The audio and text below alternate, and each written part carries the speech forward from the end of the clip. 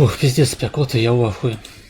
Добра, будем потихонечку пераходзіць да асноўнай тэмы сённяшняй трансляцыі. Мы сёння будзем размаўляць пра разлад аўтыстычнага спектру, альбо скарочана аўтызм. Дарэчы, я зараз знайду яшчэ пост, у якім я закидываў тэсцік на аўтызм, і хто яшчэ яго не прайшоў, можа зараз гэта зрабіць.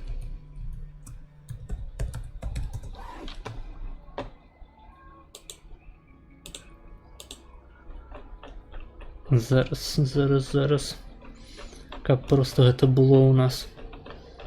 Калі хтосьці не прайшоў, вось, тэст на рысы аўтыстычнага спектру.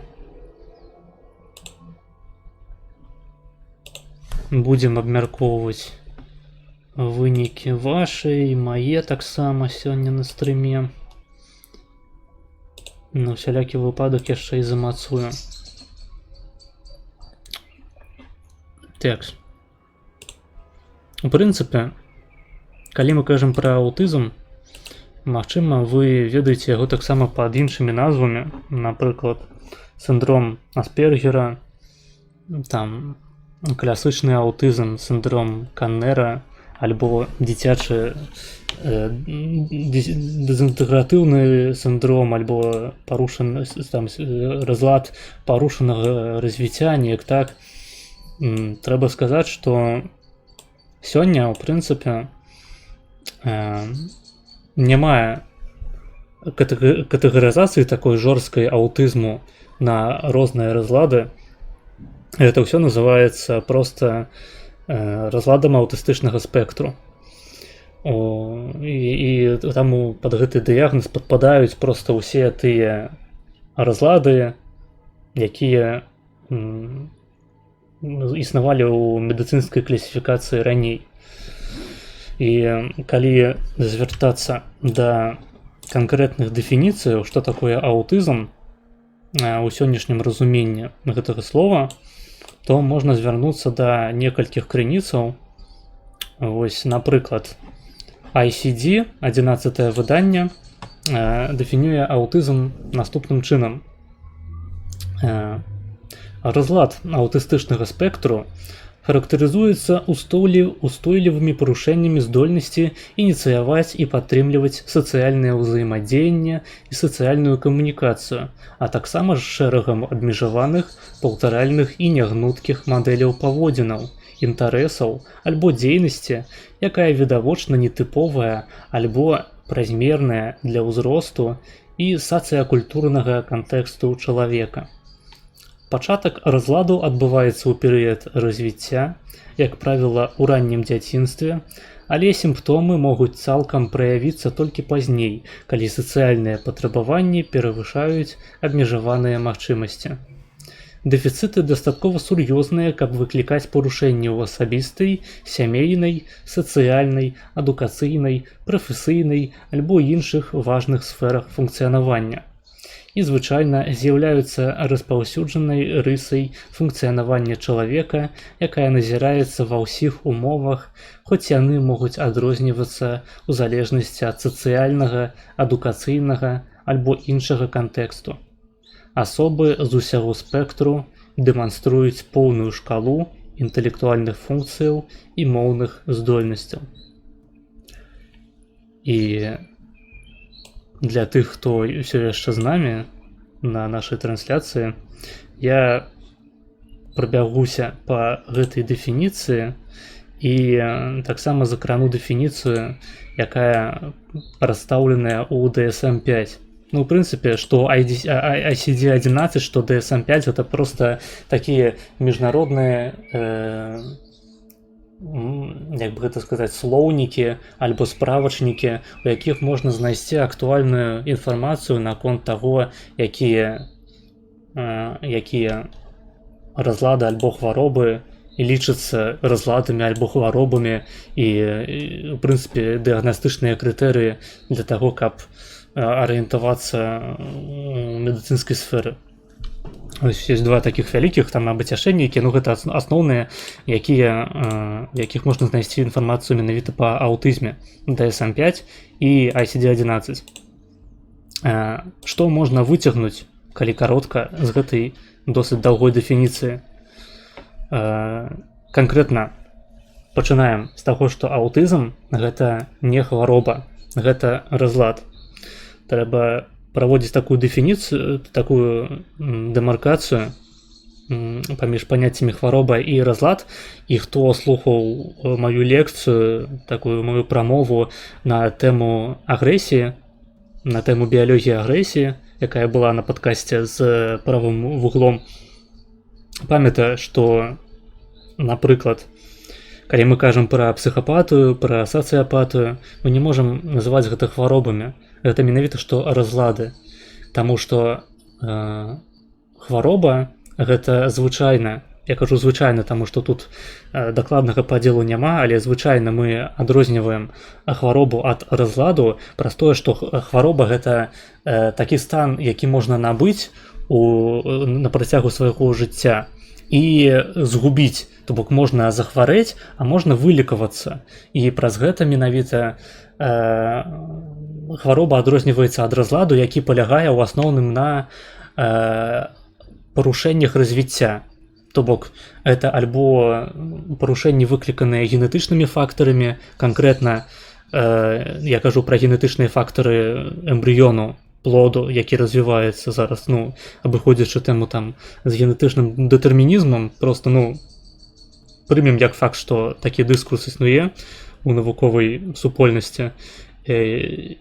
І такі разлад ён можа быць выкліканы альбо генетычнымі усялякімі асаблівасцямі эмбрыёну, альбо парушэннямі у ягоным развіцці праз тое, што ягоная маці, напрыклад, паліць, альбо ужывае неадэкватныя дозы алкаголю, альбо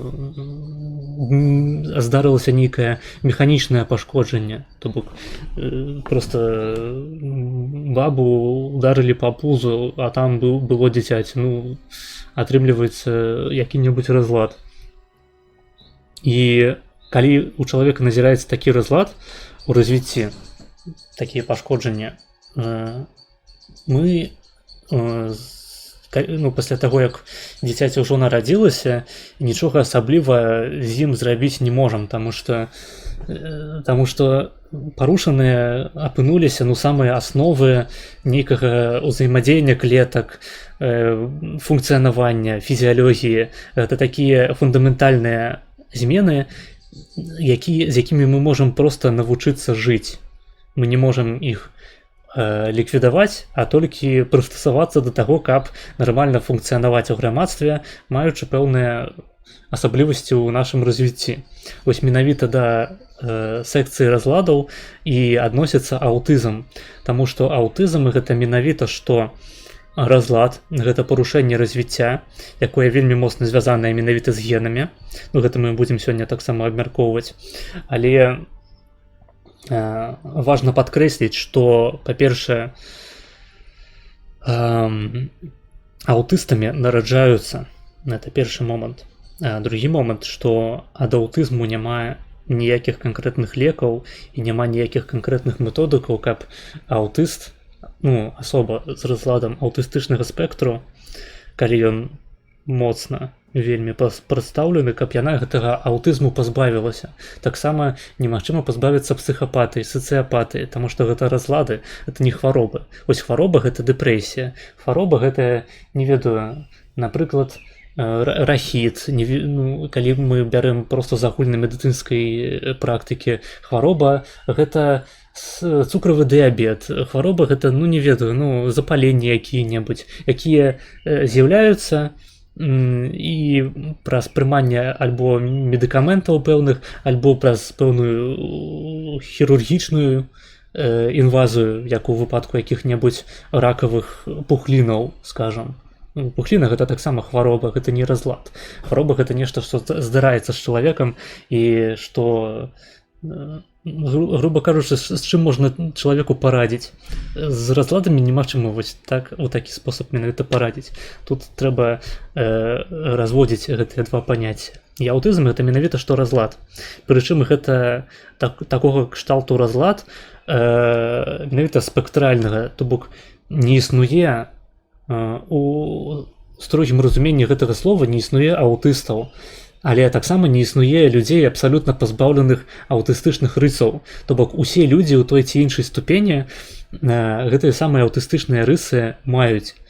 І яны могуць быць альбо слаба праяўленыя, альбо праяўленыя моцна. І гэта можа быць зусім незаўважальна на ўзроўні таго, што чалавек абсалютна нармальна сябе пачувае у грамадстве сярод людзей, мае здольнасць досыць добрую да камунікацыі, да кар'ернага нейкага росту, да любых інтэракцыяў з людзьмі. Альбо гэта можа прымаць такія формы, калі чалавек не тое, што мае пэўныя складанасці з тым, каб, не ведаю, правесці які-небудзь small talk, альбо нейкім іншым чынам выказаць такую нармальную сацыяльную функцыю. Ён можа, у прынцыпе, не мець магчымасці размаўляць, напрыклад, таму што ён проста ў адпаведны момант свайго жыцця не навучыўся гэта рабіць. Вось дзеці, калі растуць, проста здаюцца нармальнымі дзяцьмі, нармальнымі людзьмі, а у пэўны момант бацькі асэнсоўваюць, што дзіцяці так і не навучылася размаўляць і нібыта не адчувае нават у гэтым патрэбы. І ў такія моманты сапраўды становяцца досыць не па сабе, таму што ў дзяцей ёсць сапраўды пэўныя этапы ў жыцці, калі яны павінны навучыцца размаўляць, альбо пазней гэта проста будзе немагчыма выправіць. І у аўтыстаў таксама у менавіта такіх вельмі моцна праяўленых аўтыстаў, зараз кажу без усялякіх там як гэта называецца, заўсёды забываю гэтае слова.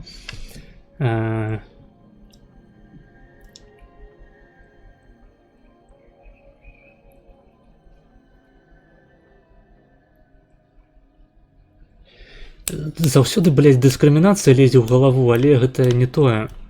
Вось як звычайна кажуць пра наркаманаў, пра алкаголікаў. Там не дыскрымінацыя, менавіта што...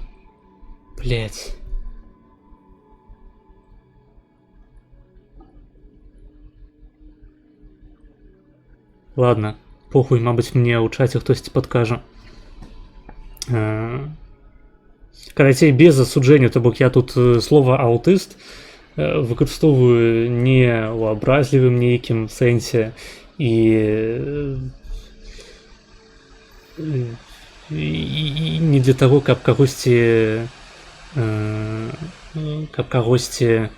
на кагосьці цэтлік павесіць. Не, гэта проста карацей казаць, чым, разгорнута казаць пра разлад аўтыстычнага спектру.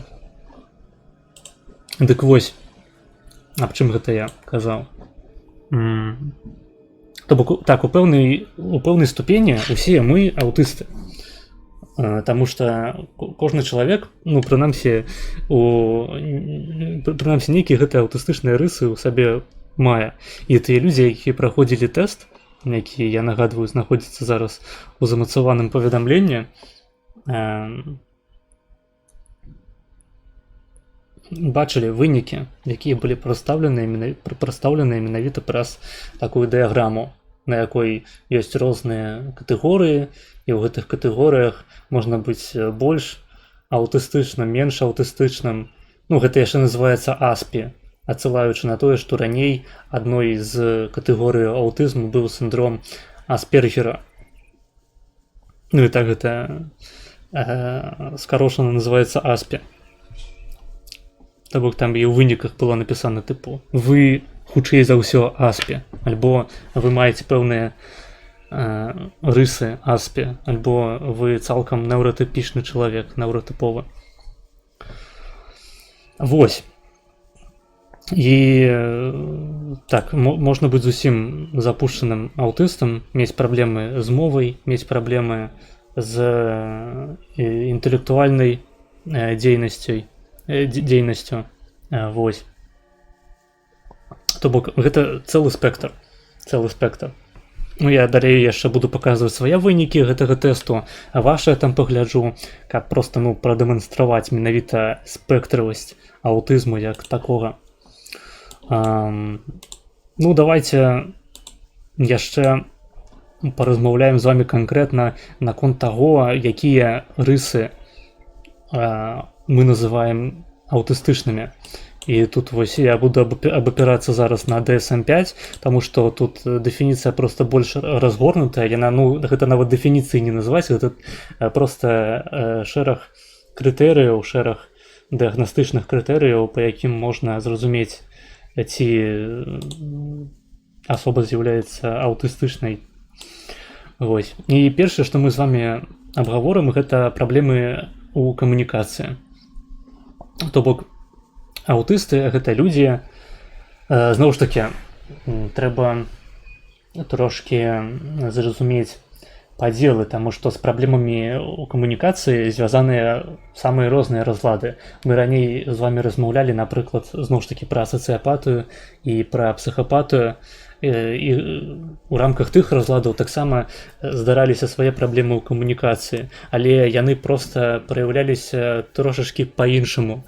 То бок, калі у нас у псіхапатаў праблема ў камунікацыі заключаецца ў тым, што яны не здольныя адчуваць эмпатыю да іншай асобы, пры гэтым разумеючы яе паводзіны, маючы добры theory of mind, такую як бы тэорыю розуму гэтай самай асобы, праз што псіхапаты досыць эфектыўна маніпулююць людзьмі, напрыклад, пры гэтым не маючы як бы не адчуваючы гэтых эмоцыяў, ведаеце, як праз люстраныя вузятыя нейроны ў сваіх мазгах. Калі мы бачым, што якомусьці чалавеку балюча, мы таксама вельмі яму спачуваем, і у пэўнай ступені нават актывацыя нашых мазгоў у тых жа самых аддзелах, якія адказваюць за боль, у нас актывуюцца, калі мы бачым, што якомусьці чалавеку дрэнна. А ў псіхапатаў такога няма, хаця яны могуць камунікаваць з людзьмі на падставе проста таго, што яны вось разумеюць, як людзі ў прынцыпе збудаваны, як яны сябе паводзяць. У сацыяпатаў гэта працуе па-іншаму ўжо, таму што сацыяпаты маюць праблемы менавіта з вось гэтай тэорыяй розуму. Яны не могуць сабе уявіць, як працуе мысленне іншай асобы. І праз гэта маюць праблемы. А аўтысты ў гэтай сістэме каардынатаў, яны нібыта ўвогуле не зацікаўленыя ў людзях. То бок, самае цікавае, што для нашых мазгоў можа знаходзіцца у нашым асяродку, у тым, што нас атачае, гэта людзі, асабліва іхнія твары. То бок, гэта проста эвалюцыйны механізм, які дазваляе нам эфектыўна камунікаваць з іншымі асобамі, таму што мы досыць добра бачым кантраст паміж людзьмі і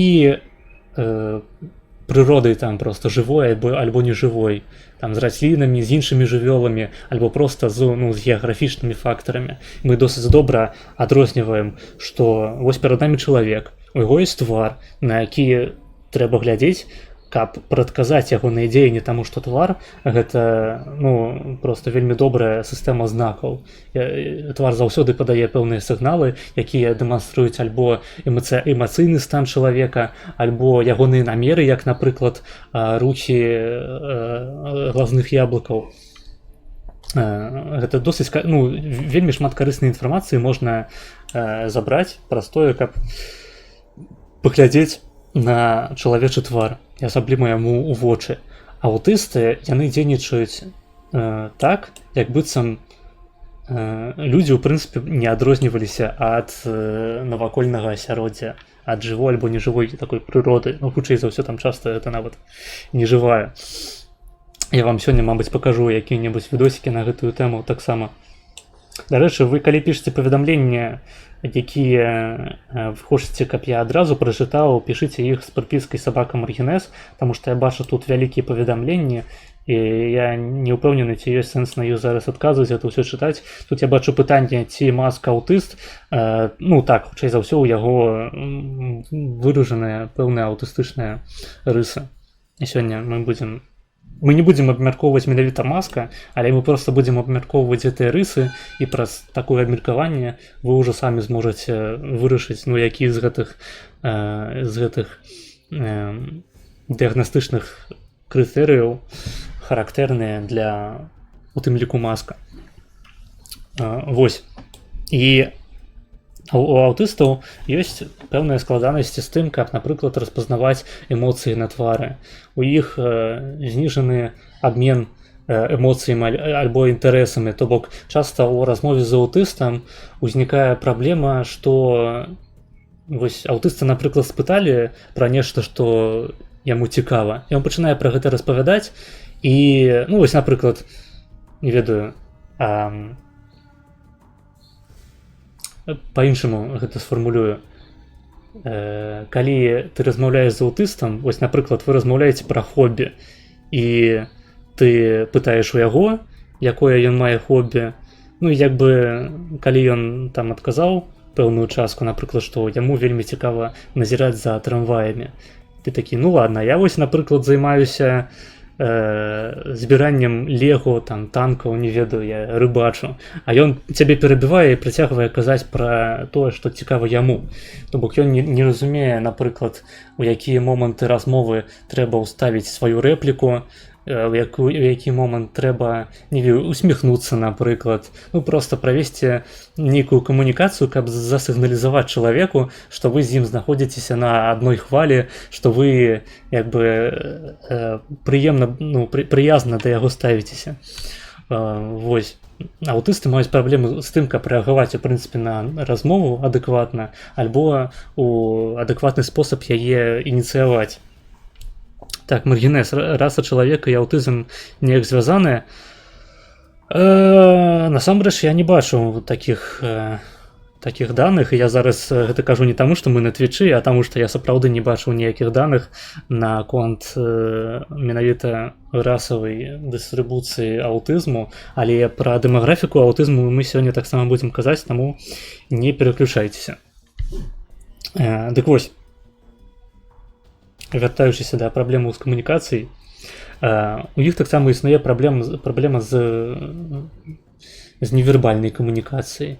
У іх адсутнічае зрокавы кантакт, пра які я ўжо казаў, то бок нармальны чалавек, ён зацікаўлены ў тварах, ён зацікаўлены ў вачах, а у аўтыстаў гэта працуе трошачкі па-іншаму. Я вось такую карцінку замацаваў у аб'яве пра стрым. Зараз я паспрабую яе вывесці на экран.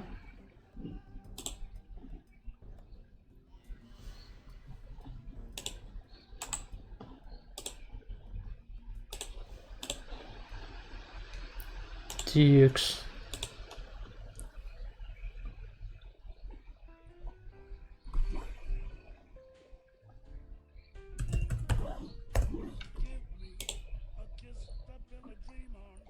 Текст. Во. Былі праведзеныя такія... Блядь, я не прыбраў. Я нават не прыбраў надпіс пра тое, што мы хутка пачнем. Вывучаюся. Такс.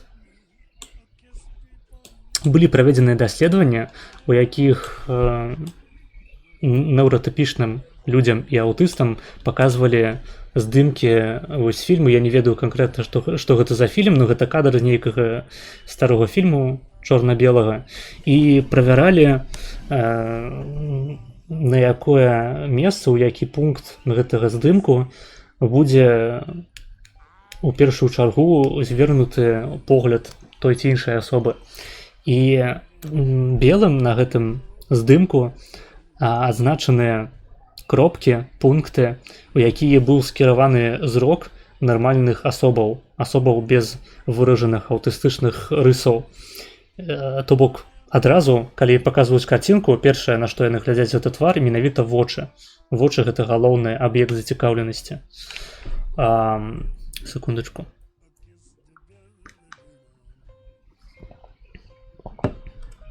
Вось, а калі мы кажам пра аўтыстаў, то вы тут бачыце, што іхны зрок накіраваны куды заўгодна, абсалютна куды заўгодна, толькі не ў вочы. То бок тут нават не важна, ці мы кажам пра мужчыну злева, ці пра жанчыну справа. Іхні позірк быў, ледзь накіраваны на твар, але пра вочы дакладна можна сказаць, што яны проста знаходзіліся па-за іхнім інтарэсам.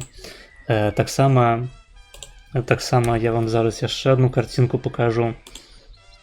Шмат такіх даследаванняў было зроблена, прычым гэта даследаванне, улічваючы, што аўтызм гэта разлад, які выражаецца ўжо на этапе дзяцінства. Часта гэтыя даследаванні праводзяцца менавіта на дзецях. Вось. І, напрыклад, таксама праводзіліся даследаванні з ужываннем фільмаў як матэрыялу. Вось, калі ў нас рэальная асоба з'яўляецца акторам проста ў гэтым самым фільме, і вось па левым баку вы бачыце тыпова развітыя дзеці, на што накіроўваюць свой зрок у першую чаргу. Зноў ж такі, гэта вочы. Справа вы бачыце аб'ект зацікаўленасці аўтыстычных дзяцей. Яны не глядзяць у вочы, і тут можна заўважыць зноў ж такі такую характэрную асаблівасць для аўтыстаў, што ў іх чамусьці ёсць такі пункцік на валасах. Ім цікава іх разглядаць, ім цікава іх трымаць, неяк перабіраць у руках. І вось тут вы бачыце таксама, што аўтысты глядзяць неяк, больш на валасы гэтай жанчыны. Ці гэта дзяўчына, я не ведаю. Канкрэтна тут абмежаваны проста кадр. Тое ж самае, калі мы кажам пра мультфільмы. Зноў ж такі, гэта не мае значэння. Звычайныя дзеці глядзяць у вочы, глядзяць на вочы, на твары, а аўтысты маюць з гэтым праблему. Неяк у адным выпадку сапраўды позірк быў іх наскіраваны кудысьці на вока, потым на нос неяк, лева, права, то бок, нашмат меншае засяроджанне на вачах, чым у звычайных нармальных дзяцей. Вось. Што тут яшчэ было такое? Карацей, не ведаю. Окей, пакажу яшчэ адну карцінку, ўжо апошнюю, таму што я яе проста сабе захаваў. Хай будзе, чаму б і не. Бля.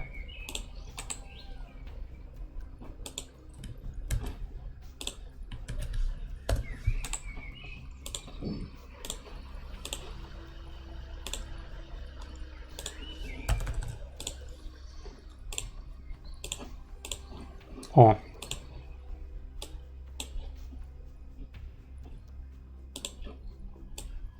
Зноў ж такі, праведзенае даследаванне. Злева вы бачыце,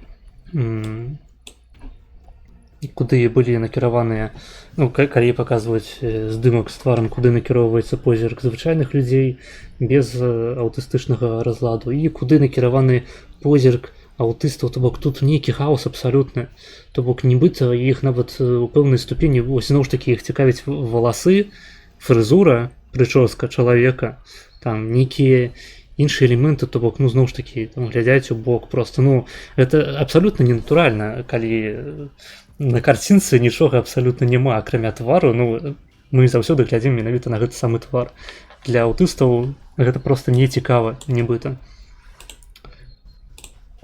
Вось. Гэта што тычыцца зрокавага кантакту, то бок парушаны зрокавы кантакт. Это адзін з такіх досыць яркіх сімптомаў, праяваў аўтыстычнага разладу. У іх развіваюцца пэўныя праблемы з разуменнем адносінаў паміж людзьмі. У іх ёсць праблемы з тым, каб адрозніць кантэксты. То бок, зноў ж такі, я казаў раней пра тое, што яны не заўсёды разумеюць, у які момант размовы яны павінны ўставіць сваю рэпліку. І тое ж самае тычыцца, напрыклад, не часу, а, напрыклад, месца. То бок яны могуць размаўляць абсалютна неадпаведна той сітуацыі, у якой яны знаходзяцца. То бок звычайныя людзі па-іншаму размаўляюць са сваімі сябрамі ў сябе дома, па-іншаму, напрыклад, на якой-небудзь навуковай канферэнцыі ці, скажам, са сваім выкладчыкам альбо ў царкве са сваім духоўніком. Гэта абсалютна розныя сітуацыі, і чалавек да іх дастасоўваецца. Бо тут можна пачаць ахуіцельныя размовы пра тое, што мы носім маскі, але вось гэтае нашэнне маскаў, Ілонаў маскаў, менавіта і робіць нас нармальнымі людзьмі. Аўтысты маюць праблемы, то бок там можна, я там чуў такія гісторыі пра тое, што, ну, асоба, напрыклад, пасярод натоўпу, пасярод, ну, нейкай кампаніі людзей пачынае вельмі гучна і так яскрава распавядаць пра свой там гэты, там, не веду, пра цэлюліт, там, пра тое, як у яго нейкі там прыщ на дупе ўскачыў. Карацей, ну, абсалютна нейкія, ну, праціўныя звычайнаму чалавеку рэчы. І яны абсалютна гэтага не саромеюцца, яны проста не разумеюць, што гэта не адпавядае абставінам.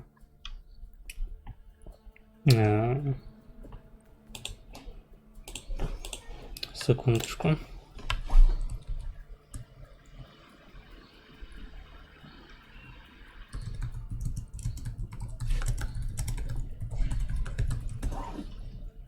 Гэта не нацыянальныя людзі, гэта агентура, гэта людзі, якія скампраметаваліся, гэта маргінез, якія зайшлі ў тупік. Гэта, па сутнасці, першая такая катэгорыя сімптомаў, якія трэба было нам абмеркаваць сёння. То бок праблемы ў камунікацыі. Далей мы пераходзім да другой катэгорыі, якую можна акрэсліць як паўтаральныя патэрны паводзінаў, інтарэсаў або дзейнасці. То бок, для людзей з аўтыстычным разладам вельмі характэрна мець пэўнае дзеянне, пэўны патэрн рухаў, які яны пастаянна выконваюць з нейкай прычыны, абсалютна, ну, невытлумачальнай. І такія патэрны называюцца стымінгамі. То бок, гэта такія рухавыя стэрэатыпы. Я вам зараз пакажу відэа. Пакажу відэа, такое каротенькае, якое прадстаўляе розныя варыянты гэтых самых стымінгаў сярод аўтыстаў.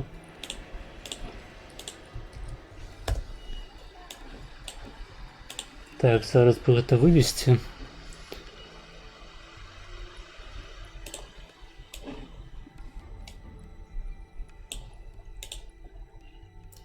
Зараз будзе нарэзка стрымам арыгінала. Не. Это не зусім як бы тое. Таму што гойдані такія на крэсле, это можа быць таксама прызнак АДХД, то бок сіндрому дэфіцыту увагі і гіперактыўнасці. А тут гаворка ідзе пра штосьці іншае. Вось я вам зараз пакажу. Відэа называецца Types of Stimming, то бок тут вось каротенькі такі відосік, дзе нам зараз дзяўчына прадэманструе. Ой, блядь. Во-во-во.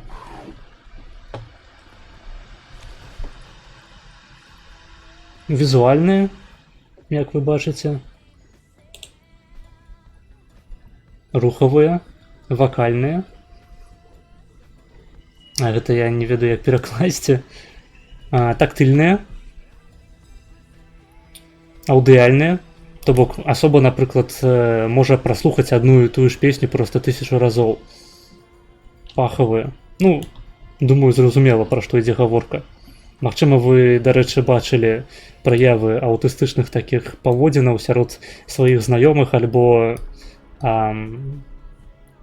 не ведаю, у школе, напрыклад, альбо ва ўніверсітэце здараюцца такія прыклады. Асабліва вось мне здаецца знаёмым вось гэта гойдванне ў пазіцыі эмбрыёна. Мне здаецца, я гэта часценька спатыкаў. І вось гэтае паціранне рук досыць характэрнае.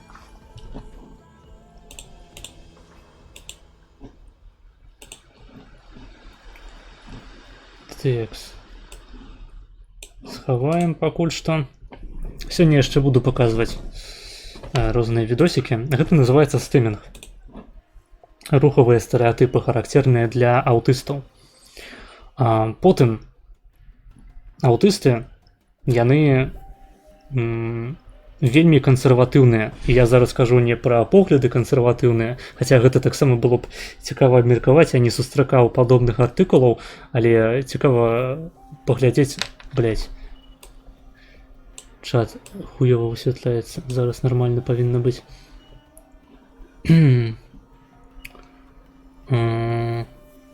Абсолютно выпадкова знайшоў ваш стрім і здаецца ж, я знайшоў справдзіўшы варту уваги, дуже цікаво. Дзякуй. Пра што я казаў? Так, яны кансерватыўныя, але не ў сэнсе палітычным, хаця, мабыць, гэта таксама такое іш'ю, якое можна разглядзець у рамках якога-небудзь даследавання. Але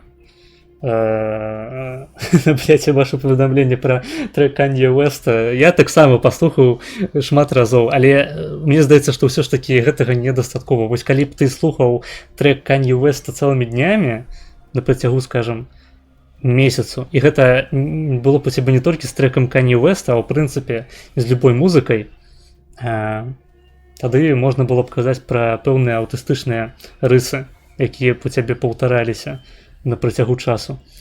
А мы кажам пра... Ну, карацей, я думаю, зразумела моя думка. Я ацаніў жарт пра трэк Канье Уэста, так, але гэта трошкі іншае.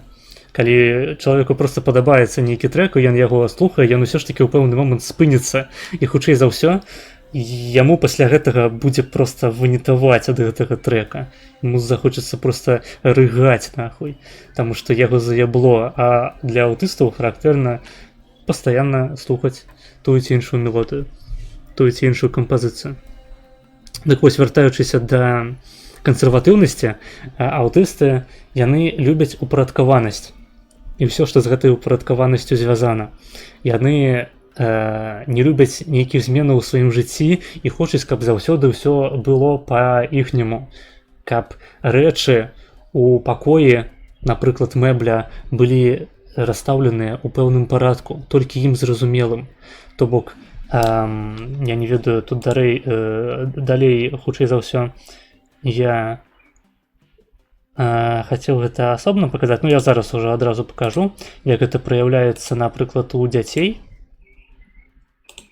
Вось гэта схільнасць да упарадкаванасці. Схільнасць да упарадкаванасці.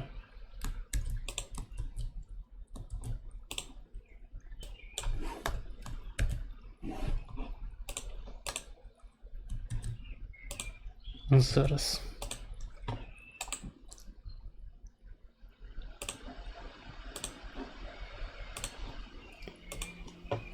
Текс.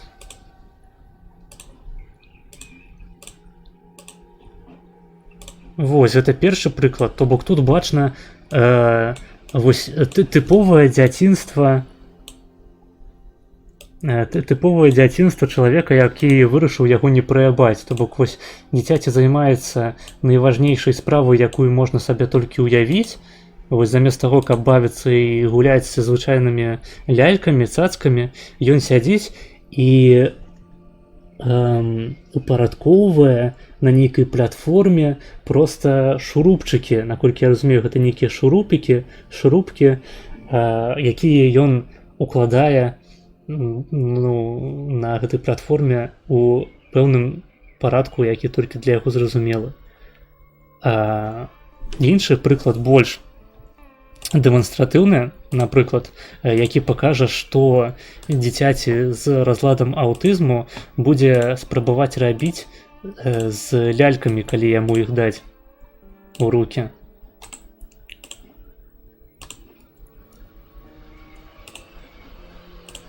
Текст. Во. То я прыбяру. Так, ну, тут усё нармальна з дзіцяці, калі што, яно просто спіць, каб не было там потым нейкіх пытанняў. Это просто, ну, дзіцяці спіць, і здымак паказвае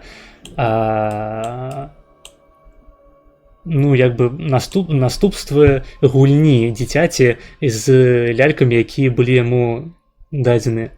То бок, замест таго, каб проста імі гуляцца, неяк, ведаеце, там, не ведаю, хлопцы сядзяць з гэтымі салдацікамі і у сваёй галаве прыдумляюць нейкі сюжэт і вайнушку паміж гэтымі салдацікамі, там, гуляюць з машынкамі, якія ездзяць, дзяўчынкі гуляюць з лялькамі у дачкі мацері якія-небудзь там, ну, зноў ж такі, сямейныя больш такія тэмы, домікі там ёсць цэлыя, якія прадаюцца з мэбляй такой мініатурнай, дзе таксама можна ўсё аблагароджваць, там абустройваць. А што робяць дзеці з аўтызмам? Яны проста бяруць гэтыя лялькі і выстаўляюць іх у пэўным парадку, як вы бачыце тут. Бок нейкая торбачка, не ведаю, што гэта, чырвоная, качка, абутак, потым зноў качкі, тут нейкая, не ведаю, жабка, мабыць, кузьма, кароўка, зноў качкі.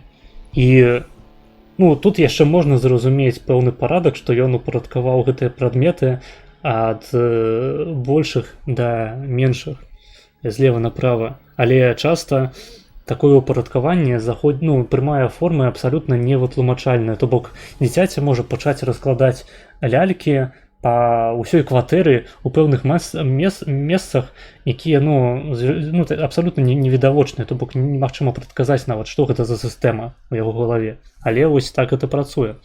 Сістэматызацыя такая пэўная. І зноў ж такі,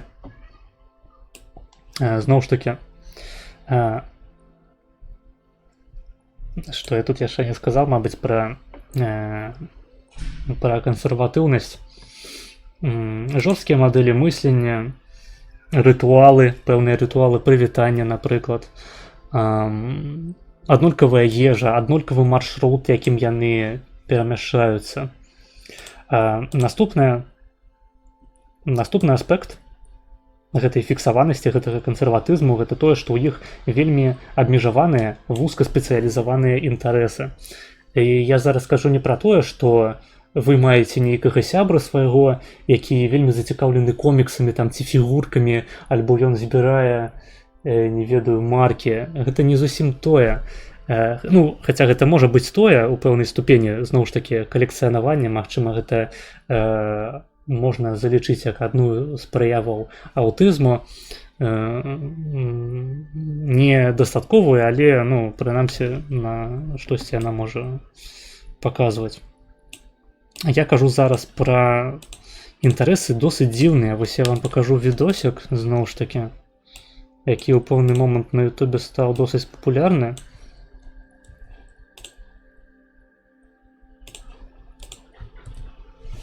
Ён называецца «Разговор двух молодых гениев». Я не буду показывать его цалкам, я хочу просто, каб вы зразумелі прынцып, пра што ідзе гаворка.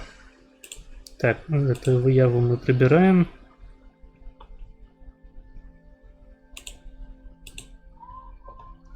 Адкуль у цябе столькі здымкаў дзяцей? Ну, ведаеце, стары анекдот. У чым розніца паміж аўтыстычным дзіцяці і Феррары.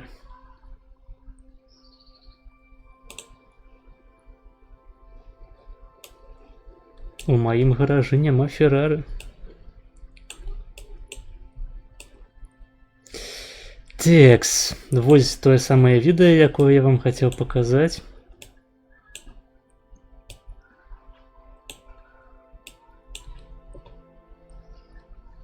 Маргінез, гэта праўда, што сярод рыжых больш людзей з аўтызмам. Такіх даных таксама не сустракаў. Можна што-небудзь на гэтую тэму пашукаць.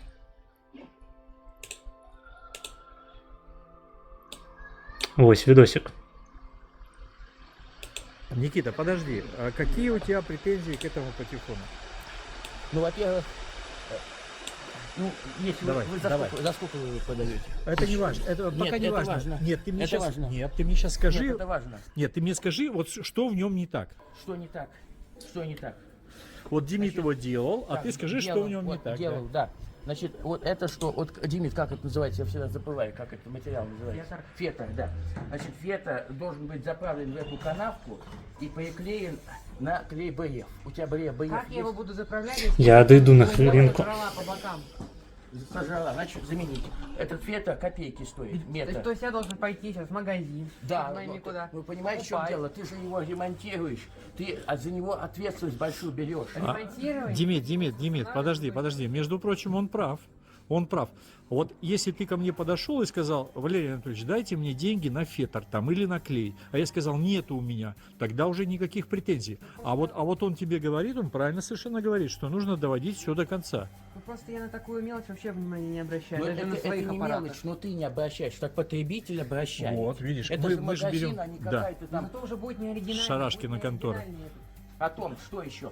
Вот у меня есть шайбочки, они тоже копейки стоят, в Ашане продаются. Можно в Ашане купить шайбочки и взять эти шурупы мебельные, советские мебельные шурупы с круглой шляпкой, значит, с круглой шляпкой, значит, вот, и завинтить тут. А если не винчивается, ты знаешь, что туда мы берем спичечку, значит, плоскогубцами откусываем ее, заталкиваем ее туда шилом и берем, нет, потом это, шуруп берем этот, как его, молоточек резиновый, чтобы не повредить вот этот вот, посмотри, вот это твоя плохая, приблизьте. Да-да-да. Вот это, смотрите, вот эта плохая отвертка не острая. Если она не острая, она будет повреждать края риски. У меня острая. Ну почему тут повреждено? Потому что, может быть, кто-нибудь до меня его раскручивал. Ты это не мог подумать про А почему ты не сфотографировал и не предъявил фотографию, что до ремонта так и было? по кочану? Вот видишь? Вот, потом что? И молоточком резиновым забивать туда, но не сильно, чтобы не повредить молоточек. И уже потом закручивать, потому что спичка, она же толстая, должна туда войти шуруп вот этот с резьбой, с резьбой. Вот, потом, значит, вот туда входит. Пишуць, уключы субтытры. Я спадзяюся, гук нармальна быў чутны. Ці гэта жарт пра тое, што пра расейскусе?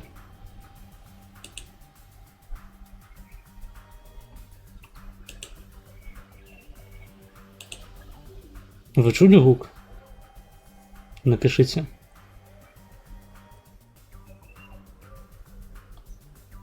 Чулі, добра чуць, окей. Ну, я думаю, вы зразумелі, пра што ідзе гаворка. То бок, з нейкай прычыны вось гэтаму Мікіце вельмі было цікава разабрацца у тым, як збудаваны патэфон і у тым, як яго можна адрэстаўраваць. То бок там нейкая падсцілачка, нейкія шрубікі, што можна там штосьці новае прыкупіць, спецыяльна нейкую дробязь такую направіць. І звычайнаму чалавеку здаецца, што ён проста паехаўшы. Але аўтысты, яны менавіта што... Так, секунду. Секундачку.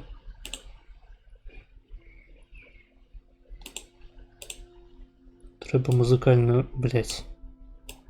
музыкальную тэму паставіць новую. Таму што гэтая скончылася.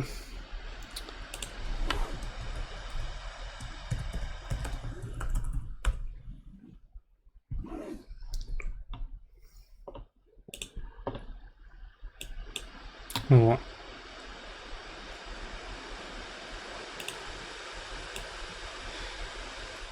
Так, про что это я? А тут можно спасылки кидать, Маргинез? Хочу просто одно відео показать. Кидай. Ну, я не буду его запускать, але кидай, калі камусьці будзе цікава паглядзець. Ось. Вельмі спецыфічны інтарэс. І у гэтым выпадку ён досыць дзіўна праяўляецца, хаця зноў ж такі з пункту гледжання кліента магчыма было б сапраўды ідэальна, калі б сапраўды гэты патэфон канкрэтны быў адрэстаўраваны так, што проста не прышапіцца да нічога. Зноў ж такі гэта можа быць вельмі карысная рыса. Не трэба аўтыстаў разглядаць як абсалютна нефункцыянальных асобаў. Гэта людзі, якія часта могуць мець такія пэўныя зацікаўленасці альбо навыкі, якія могуць прыдацца ў грамадстве, якія могуць быць для нас цікавымі з розных пунктаў гледжання. Ёсць нават такія тэорыі, я пазней таксама буду пра гэта казаць, якія звязваюць аўтызм, аўтыстычныя рысы з здольнасцю да заняццяў навукай, да здольнасцяў інжынерных таксама, то бок. Ну, окей, гэта далей мы будзем казаць пра эвалюцыйную ролю аўтызму, там пра тэорыю Коэна і так далей. Зараз просто трэба азначыць, што ў іх вельмі такія засяроджаныя канкрэтныя інтарэсы, спецыфічныя, не характэрныя для іншых людзей.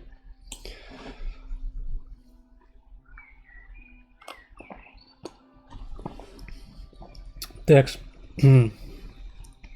Далей. Для аўтыстаў характэрна надпабудлівасць, надуражлівасць на пэўныя чыннікі, на пэўныя фактары. І я ўжо казаў, напрыклад, пра тое, што не вельмі падабаецца часта тактыльна адчуваць валасы альбо назіраць за імі.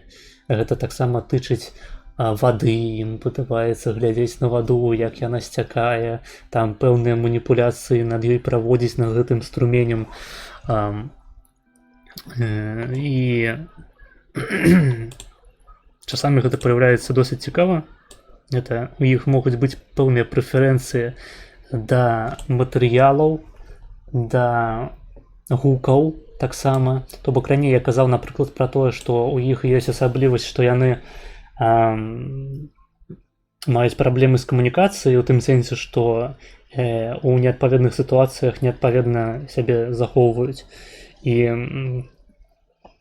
гэта праяўляецца ў тым ліку праз гучнасць іхнага голасу. То бок яны маюць праблемы з утрыманнем нармальнага размоўнага тону, такога нармальнага ўзроўню гуку размовы такой спакойнай. Яны могуць размаўляць альбо занадта ціха, альбо, што часцей, занадта гучна.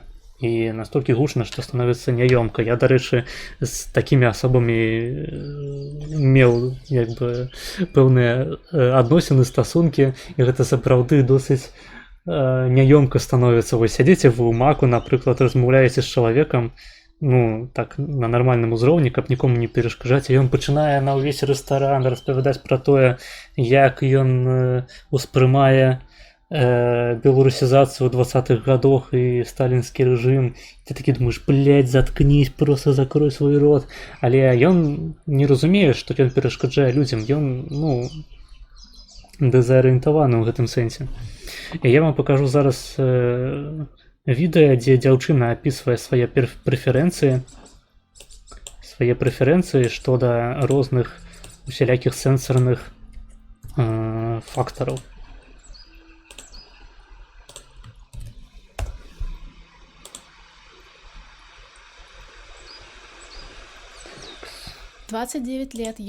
Тихо. Это видео с каналу Ксана Лес, называется Figured out I'm autistic at 29 years old. Яно на расійскай мове. Зараз я вам яго прадэманструю.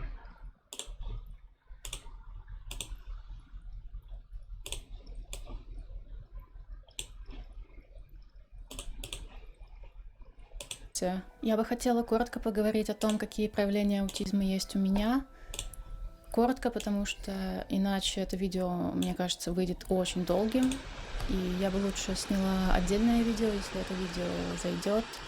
Поэтому, если это видео окажется вам полезным или оно вам понравится, то поддержите меня как-нибудь лайками, подписками.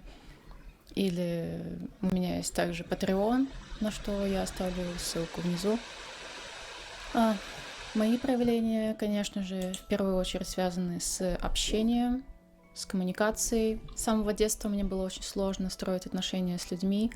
Я не понимала, как это делать, хотя я очень сильно хотела иметь друзей, но у меня не получалось построить отношений, либо я вообще не понимала, как играть с детьми. Я помню, один раз я попала в компанию девочек, которые играли с куклами, и я совершенно не поняла, что они делали, так как у меня, в принципе, отсутствует способность играть в ролевые игры, и я просто ушла оттуда.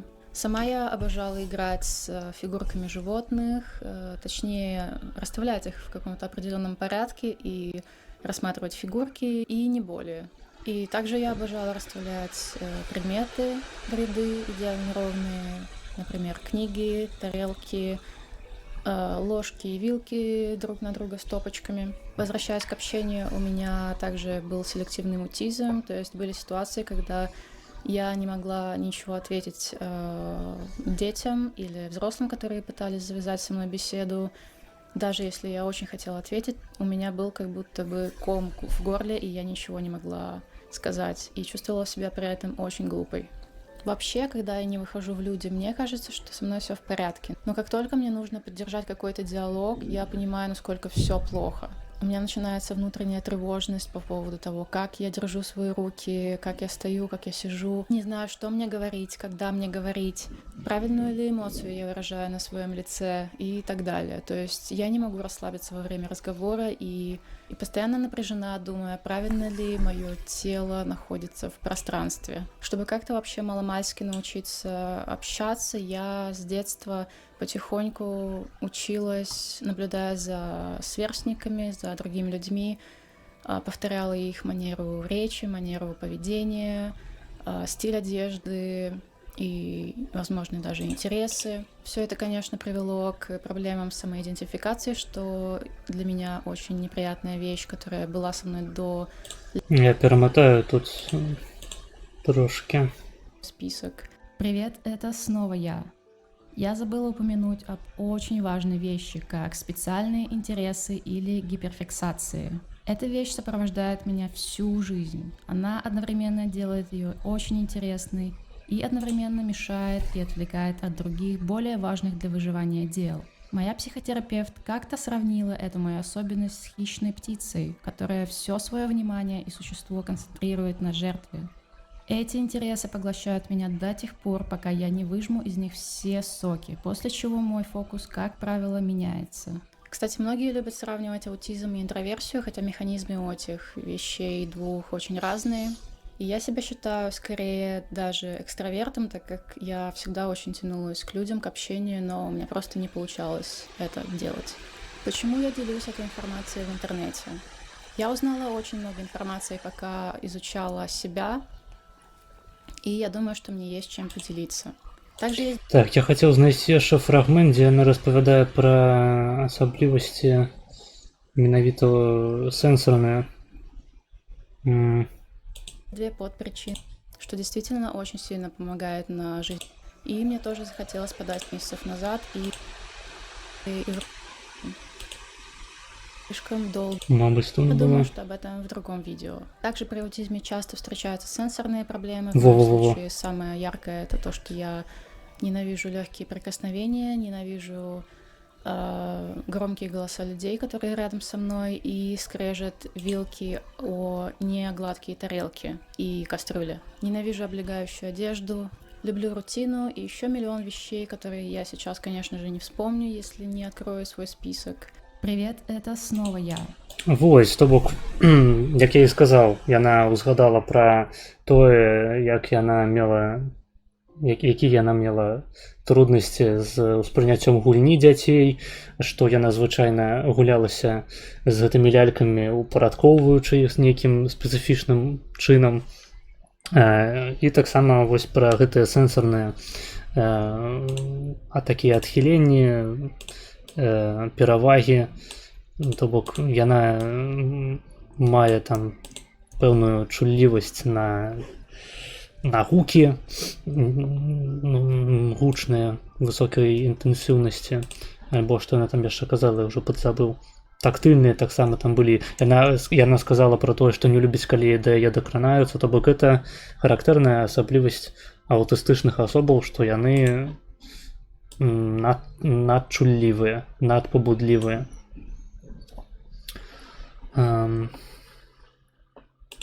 Добра, пяройдзем тады да наступнай катэгорыі. Хаця тут асабліва нічога і не скажаш ужо. То бок пра тое, што сімптомы павінны прысутнічаць у раннім перыядзе развіцця. Гэта абавязкова, то бок аўтызм не можа з'явіцца знянацку. У гэтым выпадку дзяўчына распавядала аб тым, што яна даведалася проста аб тым, што ў яе аўтызм у 29 год. Гэта хутчэй кажа пра тое, у якім стане знаходзіцца дыягностыка аўтызму у краіне, у якой яна знаходзілася. Я там трошки чэкнуў, яна, здаецца, ці то з Латвіі, ці то з Літвы, але, магчыма, яна ў Расіі жыла ў дзяцінстве, таму я не ўпэўнены. Вось. То бок там па тым, што яна распавядае, відавочна, што ў яе аўтыстычныя рысы назіраліся з самага дзяцінства пачынаючы. Наступны крытэрый – гэта сімптомы павінны быць клінічна яны такія павінны мець клінічна значны эфект у сацыяльных, прафесійных альбо іншых важных сферах бягучага функцыянавання. Пра гэта я, ў прынцыпе, ўжо распавядаў. Мне здаецца, відавочна, як тыя рэчы, пра якія мы размаўлялі, могуць перашкаджаць у гэтых самых інтэракцыях. І гэтае парушэнне не тлумачыцца інтэлектуальным недахопам альбо глобальнае затрыманне і развіцця, то бок, зноў ж такі, ёсць моманты, калі чалавек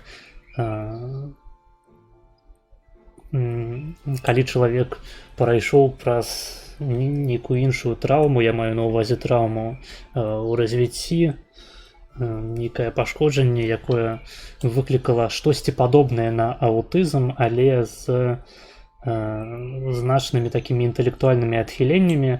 Для аўтыстаў гэта не тое, каб тыповая сітуацыя, то бок аўтыст гэта не азначае, што асоба будзе мець недаразвіты інтэлект.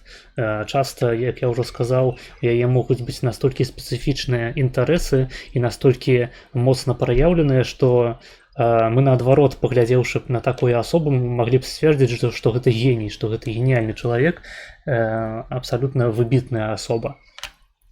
Дык вось. Як я ўжо сказаў, аўтызм – гэта спектр. І тыя рысы, якія мы з вамі абмеркавалі сёння, яны выражаюцца менавіта як яны, на іх трэба глядзець як на пэўны проста шэраг крытэрыяў, кожны з которых можа дадаваць па пункціку да верагоднасці таго, з'яўляецца тая ці іншая асоба аўтыстычнай альбо не. Зараз я вам пакажу вынікі тэсту, які я праходзіў, які таксама замацаваны ў паведамленні у чаце. Можаце прайсці, калі хтосьці яшчэ не прайшоў. Дарэчы, я паміраю не толькі праз спякоту, але і праз тое, што ў мяне нейкая абсалютна ебануцейшая алергія на пыльцу. Таму ахвярую сёння сябе для вас. І, ў прынцыпе, папярэдні месяц гэта таксама постоянно чешется нос, блядь. Не хочется рыгать. Як быццам я гляджу канал Насты Базар.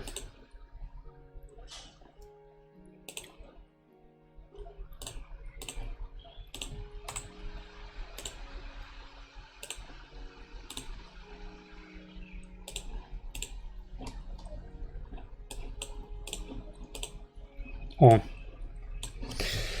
Перед вами. Так, я зараз відосик сховаю.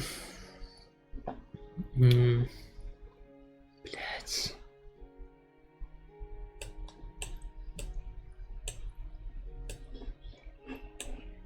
Пиздец.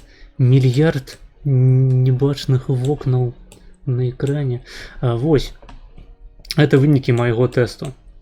92 пункты з 200. Як вы бачыце, ваши нейротипичные, неаутические результаты 141 из 200 и высока вероятность, что вы нейротипичный человек. Вось тут вы бачыце той самый спектр. Яго можна праставіць насамрэч па-іншаму, просто мне здаецца, што канкрэтна у гэтым тэсце гэта больш ілюстратыўны характар мае такая картинка. То бок вы бачыце, што у нас по левым и по правым боку одни и те же аспекты паводзінаў прадстаўлены. То бок это здольнасці, успрыняццё, стасункі, то бок, не ведаю, як это общение перакласці, інтэракцыя, мабыць, тут наступныя стасункі і сацыяльнасць. І злева гэта праяўленасць нейратыповых, это як бы праяўленасць у неўратыповы бок гэтых аспектаў, пра якія я сказаў, а па правым баку праяўленасць у бок аспе, то бок аўтыстычны. І вось вы бачыце, што па здольнасцям, напрыклад, у мяне больш аўтыстычны такі ўхіл, па ўспрыняццю неўратыповы, по размове зноў ж таки неўратыповы, по стасунках неўратыповы і па сацыяльнасці таксама неўратыповы. Вось. Нягледзячы на тое, што ў мяне прысутнічаюць пэўныя рысы, якія больш мяне схіляюць да аўтызму у аспекце здольнасцяў, бо у прынцыпе можна сказаць, што мае інтарэсы досыць вузка накіраваны. Я студэнт кірунку неўрабіялогія, і я думаю, зноў ж таки, любая асоба, якая на такім падобным кірунку навучаецца, натуральна-навуковым, там натуразнаўчым, якім-небудзь на фізіцы, на матэматыцы, нават праграмаванне таксама досыць добры прыклад. Абсалютна розныя такія сапраўды сур'ёзныя кірункі, на якіх трэба шмат увагі засяродзіць на прадмеце, каб з ім разабрацца, што да чаго. Асабліва, я думаю, гэта тычыцца спецыяльнасцяў тэхнічных, як зноў ж такі тое ж самае праграмаванне, фізіка, інжынерыя, дзе тая самая упарадкаванасць грае большую ролю. Калі ты біёлог, усё ж такі трэба разумець, што біялагічныя сістэмы яны часта хаатычныя. Магчыма, аўтыстычных асобаў гэта адштурхоўвала ад тым, каб займацца біялогіяй. А вось якая-небудзь матэматыка там, альбо фізіка, інжынерыя, больш такія тэхнічныя спецыяльнасці, дзе сапраўды, хаця таксама існуюць там мадэлі хаатычных сістэмаў, але ў прынцыпе, асабліва калі мы кажам там пра матэматыку, пра праграмаванне, калі там просто размова ідзе дакладна пра літаральна пра мовы, то бок матэматыка гэта мова і праграмаванне гэта мова з канкрэтнымі правіламі, з канкрэтнымі прынцыпамі, як гэта ўсё працуе, упарадкаванасцю. І асобы, якія навучаюцца на гэтым кірунку, сапраўды можна лічыць, што ў іх зноў ж такі гэтыя праявы здольнасцяў менавіта больш у аўтыстычны спектр, у аўтыстычны бок ідуць. Але па ўсіх астатніх аспектах у мяне такія нормісныя па сутнасці пазіцыі. То бок, зноў ж такі, як я ўжо казаў, усе мы валодаем пэўнымі аўтыстычнымі рысамі, але гэта пытанне ў тым, наколькі шмат гэтых рысаў мы маем і наколькі моцна яны праяўленыя. То бок у нас могуць быць слаба праяўленыя гэтыя рысы аўтыстычныя, альбо моцна праяўленыя, калі мы кажам ужо канкрэтна пра аўтыстаў. Вось. І там тое ж самае пытанне пра тое, ці Маск з'яўляецца аўтыстам. Ну, я не ведаю, ці ён праходзіў тэсты, дыягностыку, але у прынцыпе такія спецыфічныя інтарэсы, праблемы ў камунікацыі, у сацыяльнасці, у ўспрыняцці палітыкі, напрыклад, той же самай. Можна сказаць, што ён, магчыма, вось з'яўляецца недзе пасяродку на гэтым спектры паміж абсалютна неўратыповымі людзьмі ў вакууме і абсалютнымі аўтыстамі ў вакууме. Я зараз сам перайду да гэтага пасту, які я вам закидваў да гэтага тэсту у тэлезе. Усе падпісвайцеся, дарэчы, на тэлегу. Вось, і тут у каментарях вы дасылалі свае вынікі таксама, і ўсе пыталі, ці з'яўляюся я аўтыстам, ці з'яўляюся я аўтыстам. Вось Віталя, напрыклад, дасылаў свой вынік, ён апынуўся неўратыповым, як і я. Потым тут яшчэ вось это Замір Безгоев, напрыклад. У яго таксама неўратыповы вынік апынуўся, хаця у яго я нават больш норміс, то бок у яго ніводнай рысы не было больш выражанай у аўтыстычны бок. Наступны Гаврііл тут кідаў вынік з высокай верагоднасцю, што ён аспі.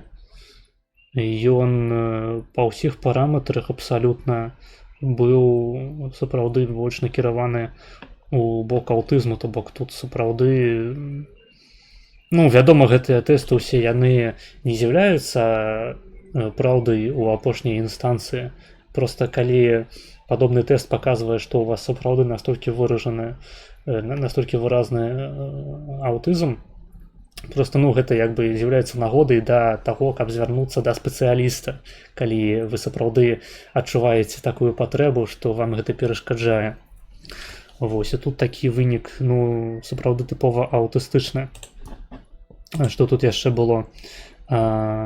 Мікіта дасылаў свой вынік, які знаходзіцца вось менавіта што пасяродку, што ў яго прысутнічаюць як аспі рысы, так і неўратыпічныя. Вось па здольнасцях ён, напрыклад, больш аўтыст, па ўспрыняццю норміс, па стасунках тут больш-менш аднолькава, што нормісныя рысы, што і аўтыстычныя. Па сацыяльнасці ухіл у норміснасць, то бок гэта такая сярэдняя моц, сярэдняя выражанасць аўтыстычных рысаў у Мікіты, напрыклад.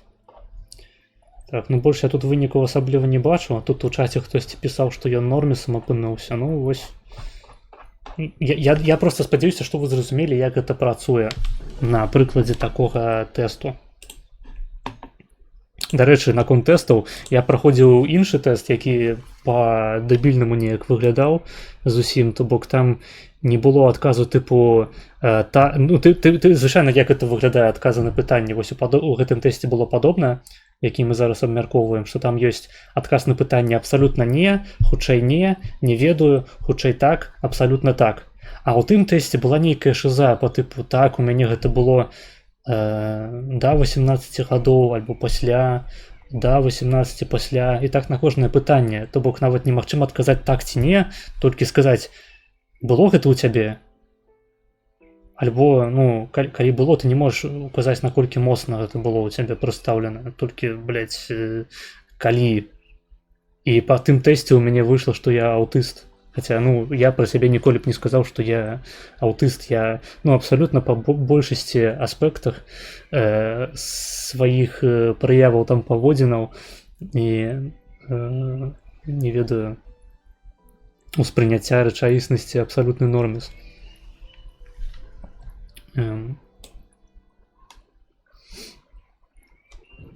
Текс.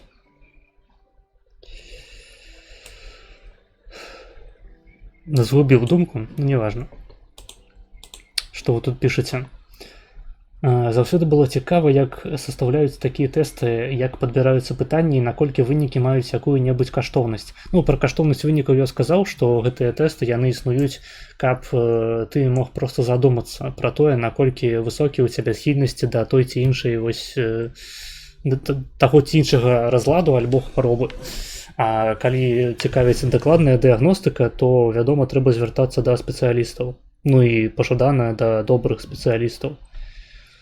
Я вельмі не ўпэўнены, што ў Беларусі, у прынцыпе, людзі такі існуюць. Я бачыў там некаторыя каментары пад відосамі на канале Медфільм ад нейкіх саўковых, лекараў, якія кажуць, што ніякага аўтызму не існуе, што яны метадам электраэнцэфалаграфіі нейкім чынам правяраюць, якія рэгіёны мазгоў былі пашкоджаныя ў дзяцей, і потым не карэктуюць гэта фармакалагічна, То бок, ну, абсалютная шыза. І я зараз буду тлумачыць, чаму гэта шыза. Это пиздец. Я уже не кажу про тое, што тут вось четвертак узгадвае пра СССР. У СССР часта аўтысты проста атрымлівалі шизофрэнію, дыягназ шизофрэніі замест аўтызму. Асабліва, калі гэта была дарослая асоба. То бок лічылася, што аўтыстам можна быць толькі як дзіцяці, а калі ты ўжо дарослы чалавек з аўтызмам, цябе, карацей, перакваліфікавалі з аўтыста ў шизофрэніка. Вось. Вялікая савецкая медыцына.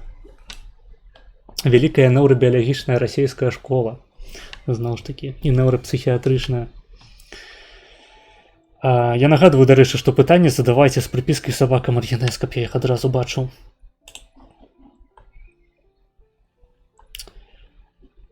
Текст.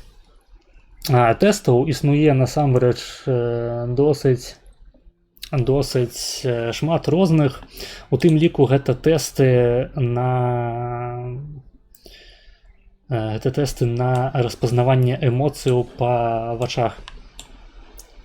Вось, напрыклад, у мяне ёсць тэсцік, ён называецца Reading the Mind in the Eyes Test. Я вам зараз яго ў чат кіну. І таксама закінуў тэлегу. Каму цікава, можаце прайсці ён на ангельскай мове. Толькі таму я не стаў яго так падрабязна абмяркоўваць.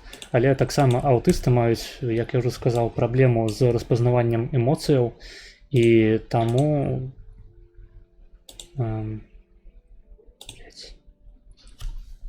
І таму падобныя тэсты могуць таксама паказаць на аўтыстычны разлад.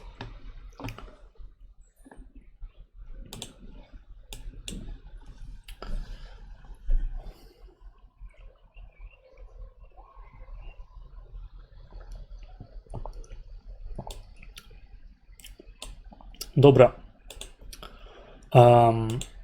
Я думаю, мае сэнс паціхонечку перайсці ад часткі чыста назіральнай, такой вонкавай часткі дыягнастычна-сімптаматычнай да неўрабіялагічнай, то бок абмеркаваць тое, якія прычыны ляжаць у аснове развіцця аўтыстычнага разладу. Што ж там такое адбываецца ў мазгах, што настолькі моцна змяняюцца спосабы інтэракцыі, настолькі моцна скажаюцца паводзінныя аспекты вось такіх людзей з моцным менавіта з моцна прадстаўленым аўтызмам. І зараз будзем гэта ўсё абмяркоўваць.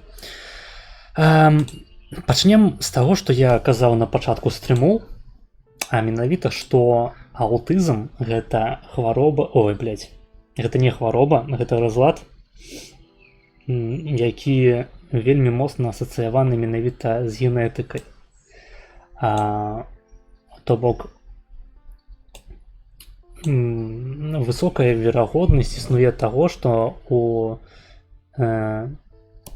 па-іншаму сфармулюю, вельмі нізкая існуе верагоднасць таго, што аўтыстычнае дзіцяці народзіцца ў сям'і, у якой няма ніводнай асобы з аўтызмам, і наадварот, калі у сям'і назіраецца, чым больш у сям'і назіраецца асобаў з аўтызмам, тым больш верагоднасць,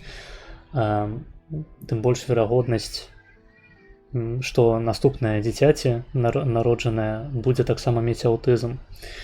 Больш за тое, даследаванні, якія праводзіліся на блізнятках аднаяйкавых, то бок на асобах, якія абсалютна з'яўляюцца ідэнтычнымі з генетычнага пункту гледжання, паказалі, што верагоднасць таго, што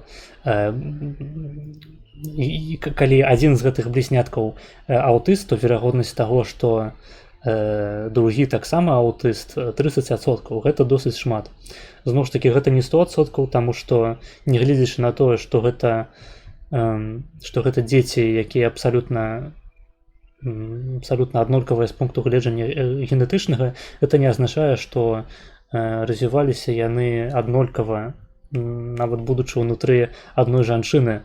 Яны могуць быць па-іншаму распаложаныя, могуць атрымліваць розныя колькасці харчовых рэчываў альбо розныя колькасці гармонаў, пра якія мы таксама будзем казаць, пра гарманальную тэорыю аўтызму. Яна вельмі цікавая, як мне падаецца. Дык вось, варта яшчэ дадаць, што аўтызм бывае прадстаўлены як асобны разлад, ён яшчэ называецца несіндромны альбо ідэапатычны, то бок аўтызм сам па сабе, альбо як частка іншых разладаў і хваробаў. Это называецца сіндромны аўтызм, гэта каля 25 выпадкаў, і гэта звязана можа быць, напрыклад, з сіндромам ломкай X-храмасомы, з сіндромам Дауна, з шэрагам іншых хваробаў, з рознымі ферментнымі дэфіцытамі, напрыклад, дэфіцыт кіназы, дехідрагеназы, кетакіслот з разгалінаваным ланцугом. Вам гэта ні пра што не кажа. Ось, з інтэлектуальнай недастатковасцю таксама можа быць звязаны. Карацей кажучы, ёсць шэраг розных іншых хваробаў, якія могуць праяўляцца як аўтызм. Але не зусім карэктна у гэтым выпадку казаць, што гэта аўтызм, гэта хутчэй проста падобная сімптаматыка. Калі мы кажам пра менавіта аўтызм, то тут зноў ж такі ёсць цікавы аспект, што тыя гены, якія былі знойдзеныя, якія былі скарэляваныя наймацней з аўтызмам, яны адказваюць за каля 3% усіх выпадкаў аўтызму у папуляцыі.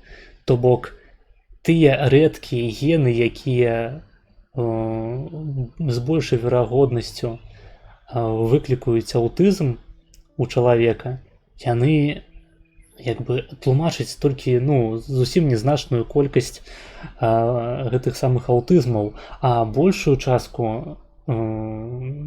частка прадстаўленая менавіта сумарным эфектам мутацыя ў розных генаў, якія таксама звязаныя з аўтызмам, проста менш. Але гэта ўжо сумацыя.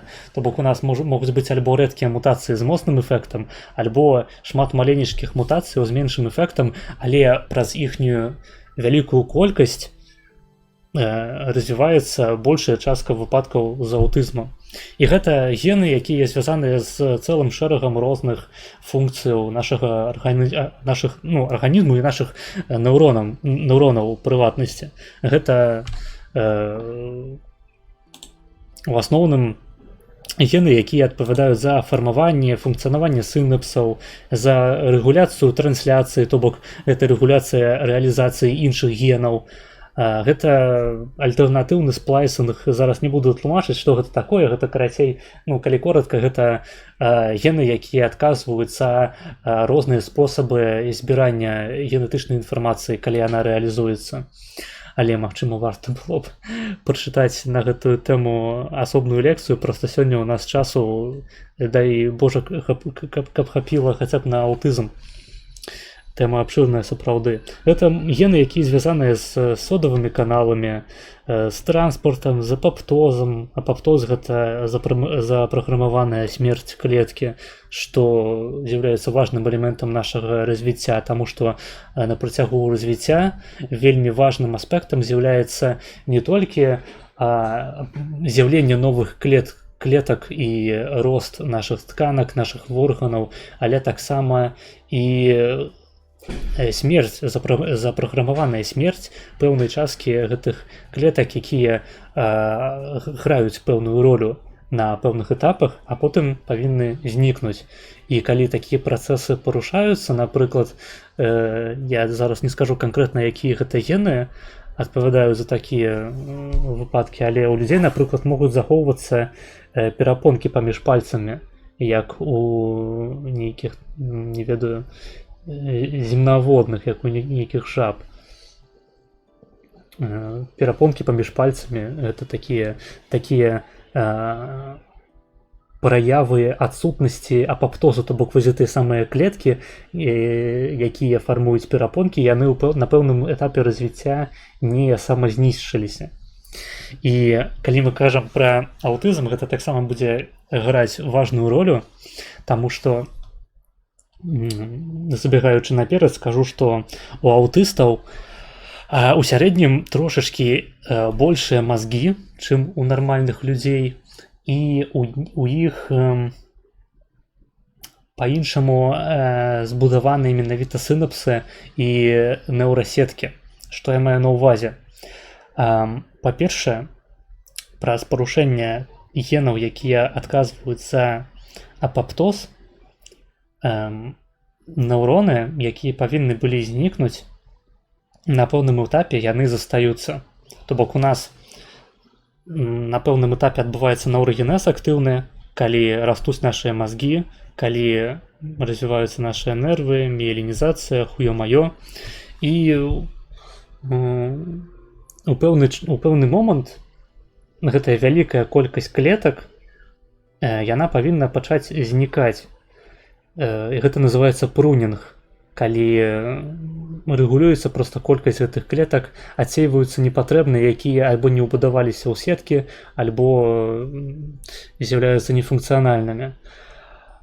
У аўтыстаў ёсць з гэтым праблема. У іх гэтыя самыя клеткі не паміраюць, іх больш у сярэднім, чым у звычайных людзей.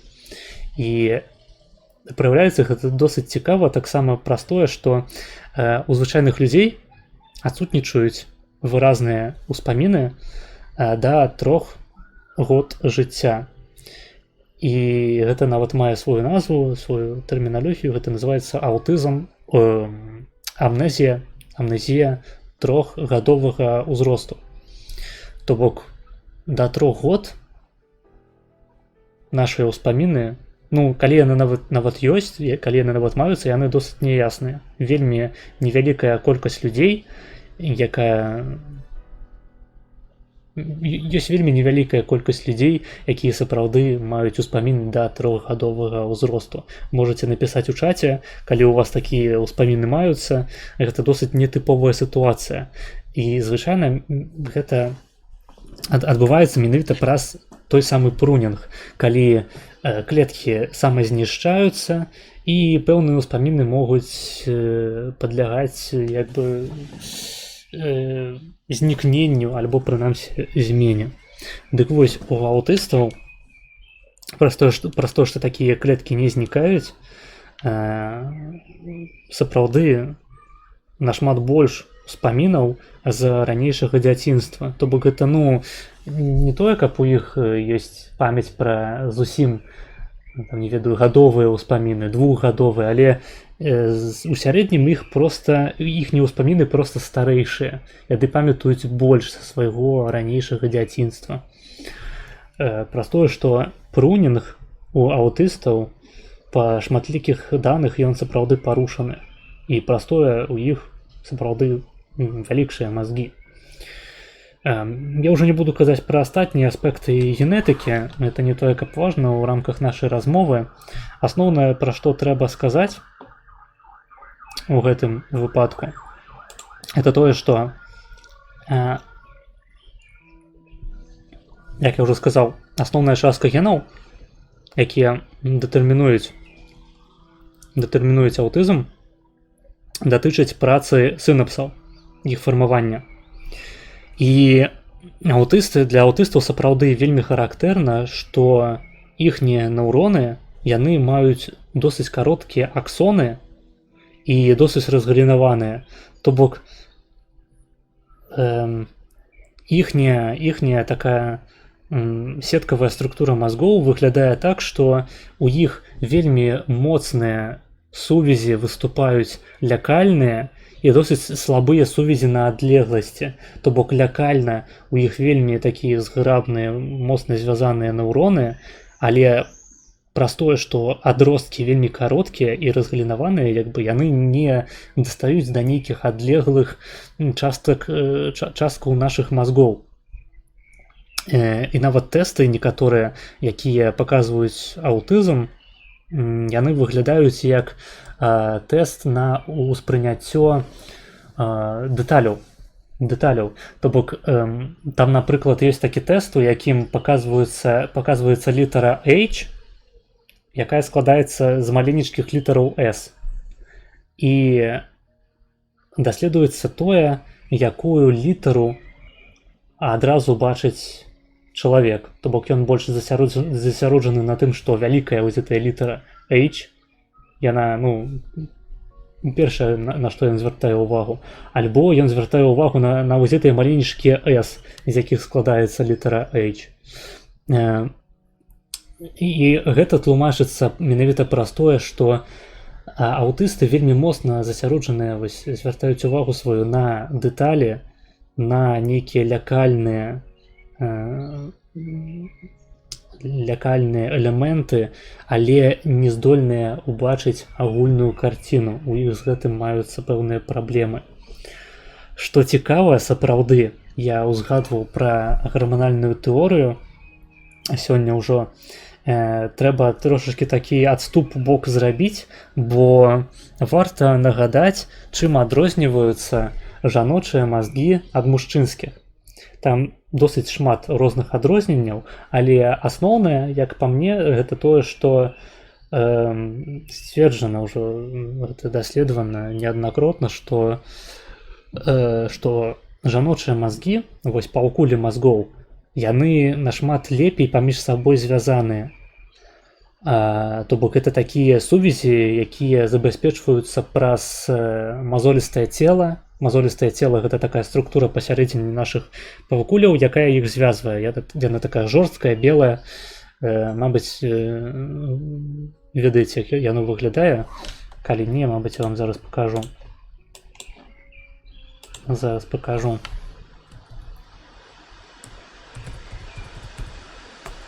Корпус калёзум яно называецца па лаціне.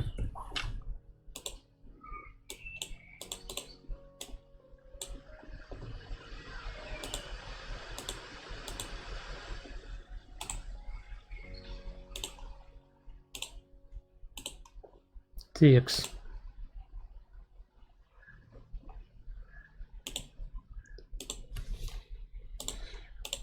Вось. Якасць, канешне, не самая лепшая, але ў прынцыпе бачна.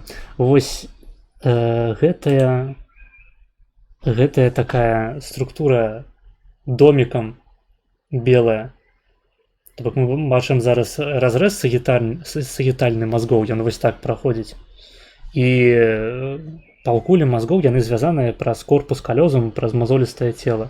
Гэта проста адросткі нейронаў вельмі плотна запакаваныя, якія забяспечваюць сувязь нашых паўкуляў, іх узаемную працу. І калі гэтае мазолістае цела разрэзаць, пацыент не памірае насамрэч. Гэта таксама вельмі цікавы аспект даследаванняў, калі праводзіліся такія эксперыменты з разрэзам паўкуляў, калі кожная паўкуля пачынае дзейнічаць як такое асобны, не ведаю, суб'ект. Ну, зараз не будзем на гэтым засяроджвацца. Я скажу толькі пра тое, што ў жанчын мазолістае цела развітае нашмат лепей, чым у мужчынаў. У мужчынаў сувязі больш развітыя менавіта ўнутры кожнай з паўкуляў. То бок гэта зноў ж такі такія больш лякальныя сувязі ўнутры кожнай з паўкуляў. І што цікава, у аўтыстаў, як я ўжо сказаў, развітыя таксама менавіта больш сувязі лякальныя. Праз гэта паўстала тэорыя, такая гарманальная тэорыя Саймона Барона Коэна. Гэта такі адзін з самых вядомых даследчыкаў аўтызму, які гэтым пытаннем займаецца каля 40 гадоў. І ён праводзіў даследаванні, не толькі ён, якія паказалі, што аўтызм часцей сустракаецца у жанчынаў, якія мелі анамальна высокі ўзровень тэстастэрону падчас іх цяжарнасці. То бок гэта тое, што называецца тэорыя супермужчынскага мозгу. Тэстастерон, які накіроўвае плод на тое, каб ён развіваўся па мужчынскаму тыпу, нават калі генетычна гэта будзе дзяўчынка, у яе можа развіцца аўтыстычны такі аўтыстычны разлад. І гэта вельмі добра кладзецца на тое, што аўтысты гэта ў 3 разы часцей менавіта мужчыны. Гэта даныя, якія таксама там, па якіх таксама маюцца пэўныя спрэчкі, не ўсе з імі згодныя, але іх досыць шмат, якія паказваюць менавіта, што мужчыны ў 3 разы часцей за жанчынаў маюць разлад аўтызму. І па-мойму, гэта ўсё вельмі добра кладзецца, гэта, вядома, патрабуе дастатковых далейшых даследаванняў, але гэта добра кладзецца. Аўтысты часцей мужчыны. Аўтысты, для аўтыстаў характэрныя лякальныя моцныя сувязі і слабыя дыстальныя. І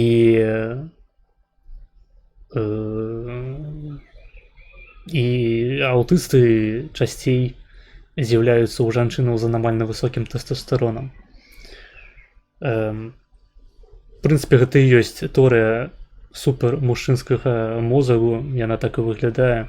Яна таксама часамі крытыкуецца. Гэта не тое, каб агульна прызнаная тэорыя, але яна мае пад сабой ужо досыць шмат менавіта такога матэрыялу навуковага у выглядзе даных, якія гэта ўсё апісваюць.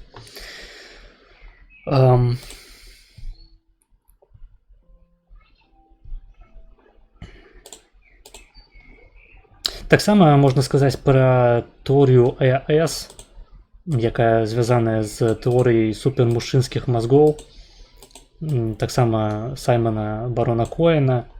Дарэчы, гэта Саймон Барон Коэн гэта сваяк вядомага Саша Барона Коэна, рэжысэра фільму «Борат».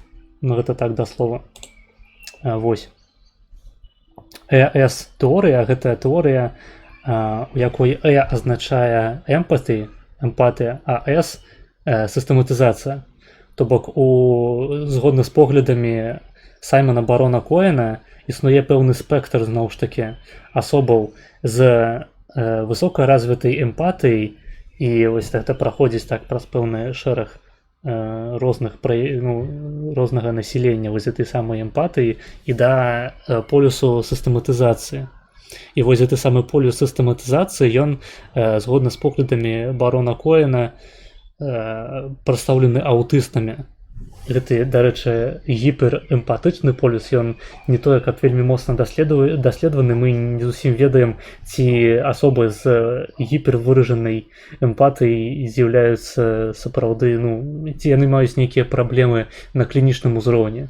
Не ведаю, магчыма, гэта якія-небудзь гіперлевакі, гіперкамуністы. Даных на гэты конт недастаткова. А полюс сістэматызатарскі гэта аўтысты. І сапраўды гэта кладзецца таксама і на ўзровень тэстастэрону у маці, і тое, што жанчыны часцей знаходзяцца бліжэй полюсу эмпатыі, чым сістэматызацыі. Вось, і зноў ж такі такім чынам тлумачыцца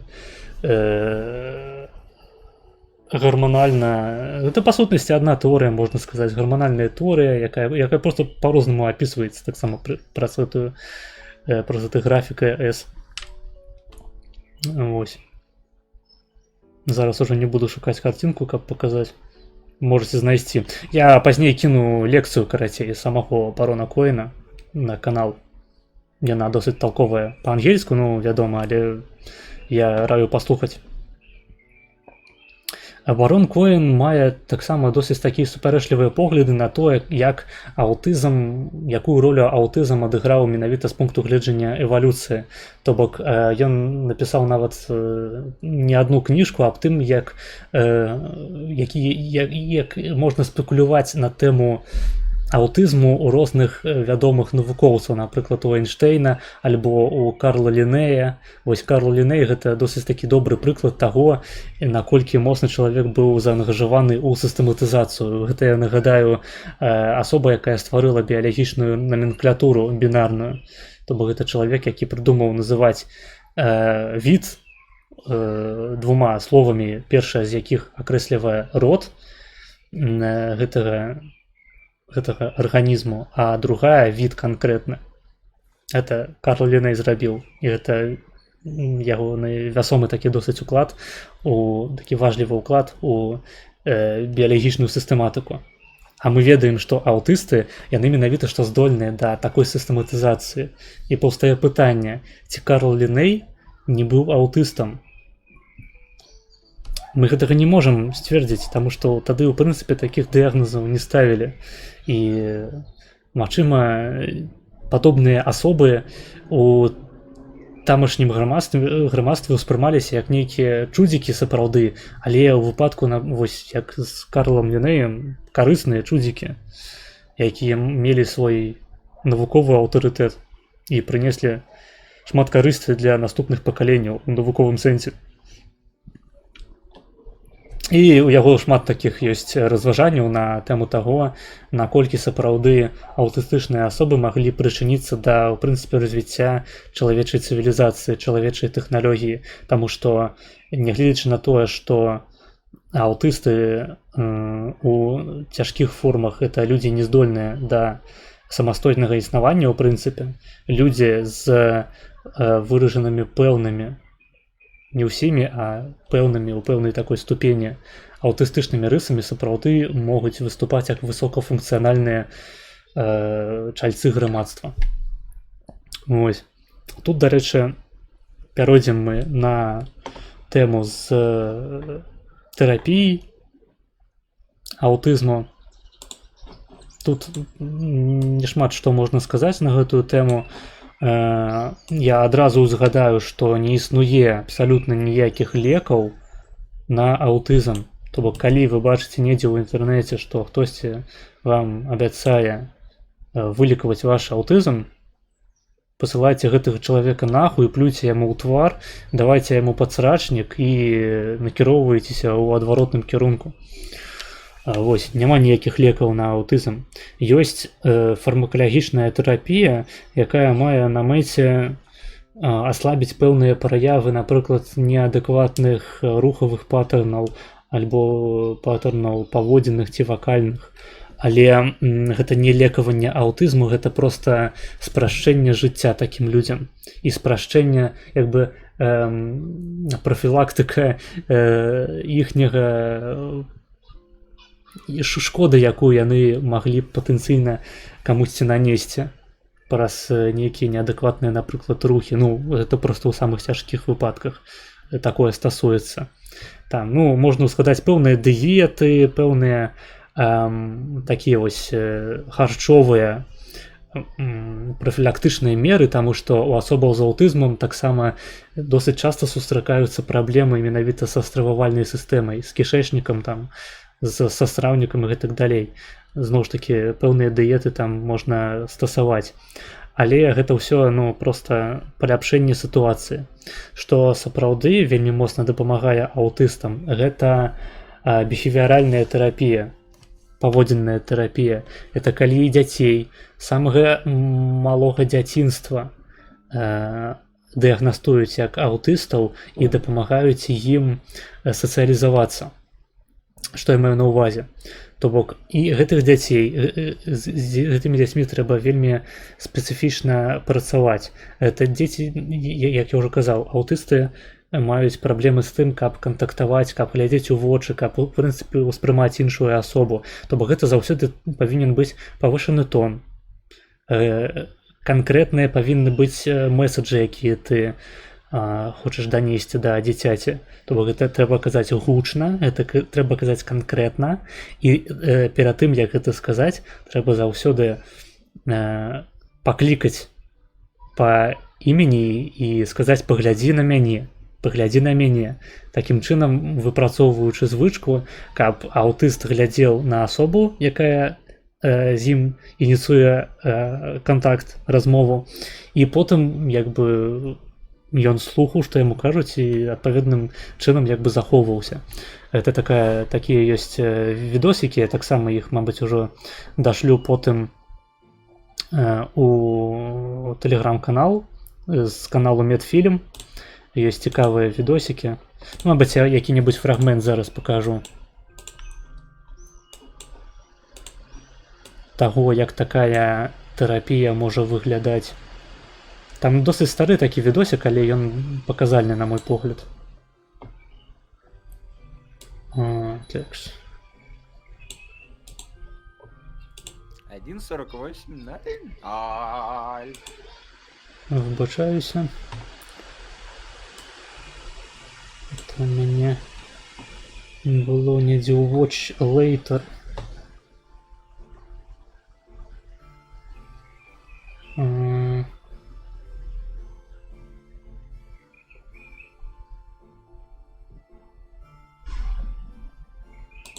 Вось гэта, здаецца, яно.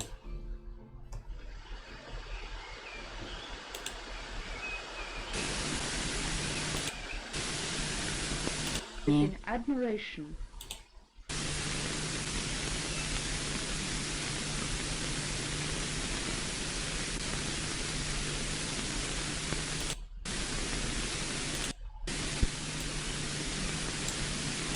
Мабыць, не, вось гэта, мабыць, яно. Не спонсировались. Они нуждались в... Посмотри на меня. Во-во-во-во, зараз покажу.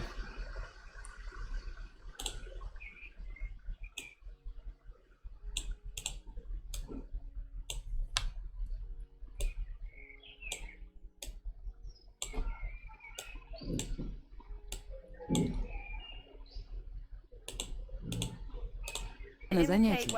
Поддерживать зрительный контакт. Кринжовый пераклад, які яшчэ мае пэўны дылей, але на жаль, гэта Медфільм. Посмотри на меня. Мы учим деток, как показать то, что они видят и что слышат, так как для детей это естественный способ учиться, повторяя за кем-то. Посмотри на меня.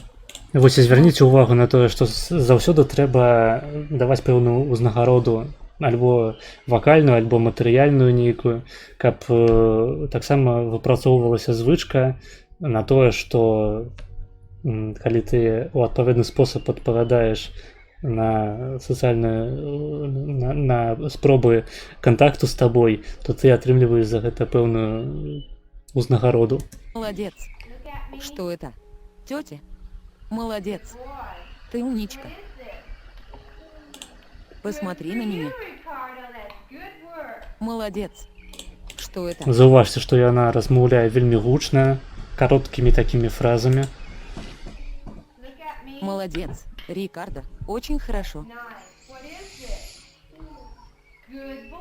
Посмотри на меня. Вот так. Что это? Молодец. Замечательно. Малую часть информации он получает из того, как звучит ваш голос и как выглядит лицо. Так что, когда вы говорите ему «нет», ваш голос должен звучать ниже и быть очень твердым, чтобы он действительно понимал, что ему говорят «нет», что вы не шутите. Если вы хотите, чтобы он что-то сделал, Так, до речі, знову ж таки про жарти, все таке. А аутисти мають праблему з розумінням таких афаризмів або примовок. То бок, наприклад, не ведаю, ведаў бы, дзе ўпаду, саломку падсцяліў бы. Яны могуць не зразумець, што гэта азначае. Ну і гэтак далей, там шмат такіх прыкладаў можна даваць. Я хочу яшчэ паказаць вам фрагмент з іншага відэа таго, як, у прынцыпе, дзеці паводзяць сябе вось такім выражаным аўтызмам.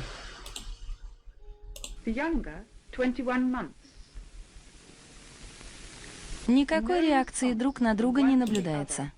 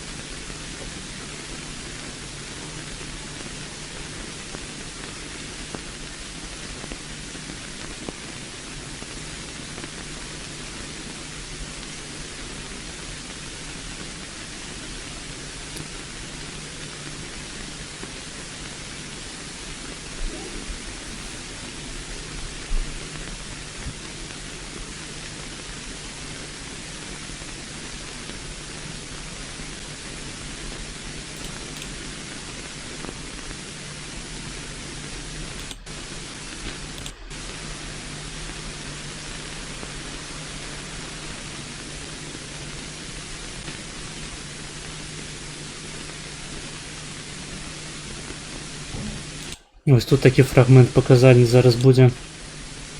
Но ее эмоции Ее обед задерживается. Она должно быть очень голодна. Зноў ж такі, глядзіце, яна не звяртае ўвагу на жанчыну, якая з ёй сядзіць, так бы мовіць, якая ёй апякуецца. Но ее эмоции почти всегда отрицательные.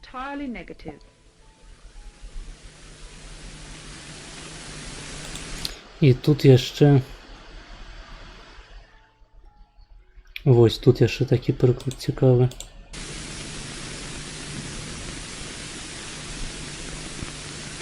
В больнице попросили постороннего человека забрать его у матери, чтобы посмотреть, что будет. Он никак не реагирует на нее, не возражает, не проявляет интереса.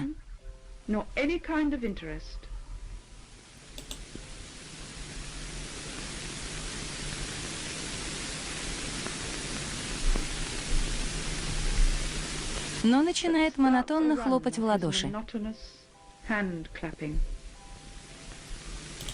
Ну, ось тыя самыя стымінгі, пра якія мы казалі раней.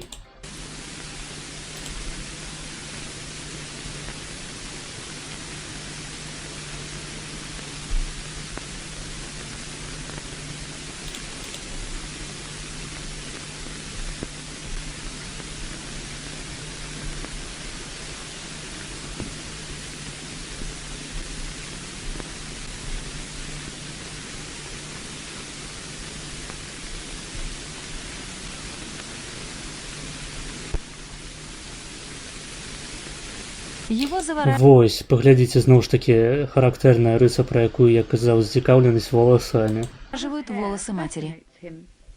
Он будет делать это часами, говорит она.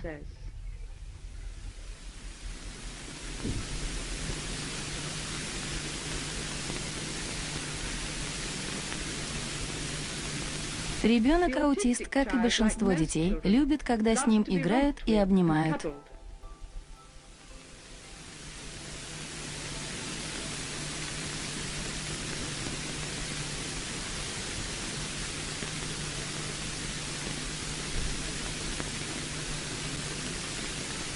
Уильям Ну, то бок я хочу звярнуць вашу увагу на тое, што гэта дзеці, ну, нягледзячы на тое, што маючыя пэўныя праблемы з камунікацыяй, гэта таксама людзі, якія любяць гуляць, любяць, калі на іх, калі з імі,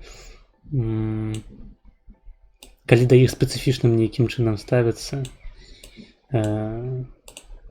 Але яны патрабуюць дапамогу, каб разумець іншых асобаў, каб з імі ўзаемадзейнічаць.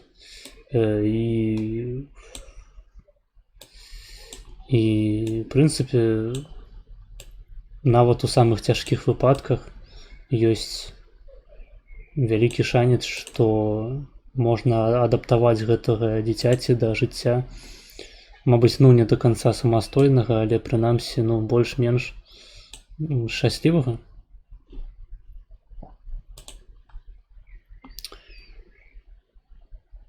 Неяк так.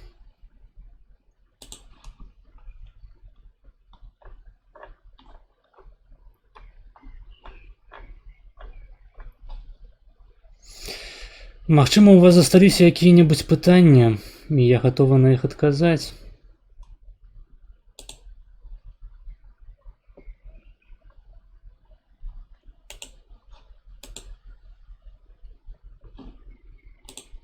Дарэчы, тут данаты не прыходзілі. О, прыходзіў данат, я не заўважыў. Ананім заданаціў 2,63 еўрацэнты на смажанку. Дзякуй, дзякуй. Задавайце пытанні. Ёсць яшчэ час, каб на іх адказаць. Зараз пагляджу, што вы там пісалі, мабыць, я прапусціў нешта.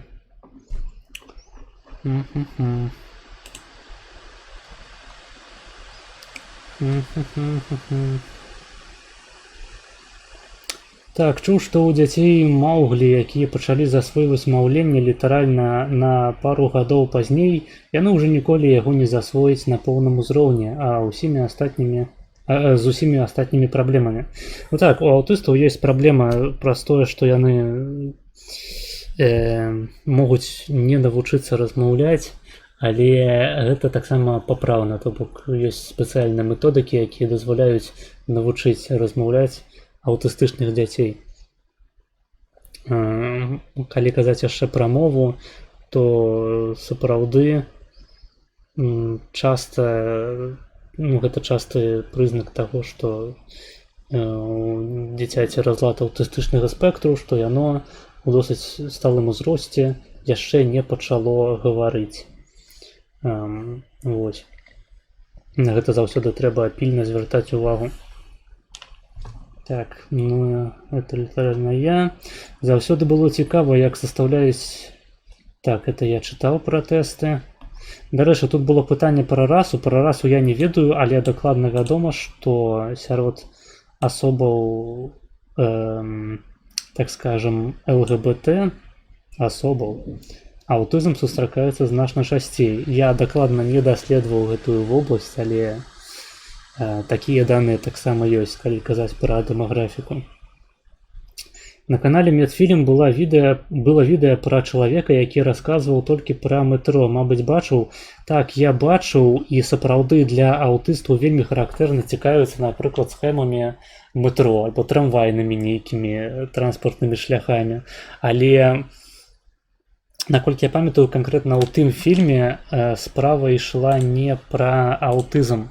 Я спецыяльна правяраў, я шукаў такія фільмы на Медфільме у тым ліку. Медфільм метро.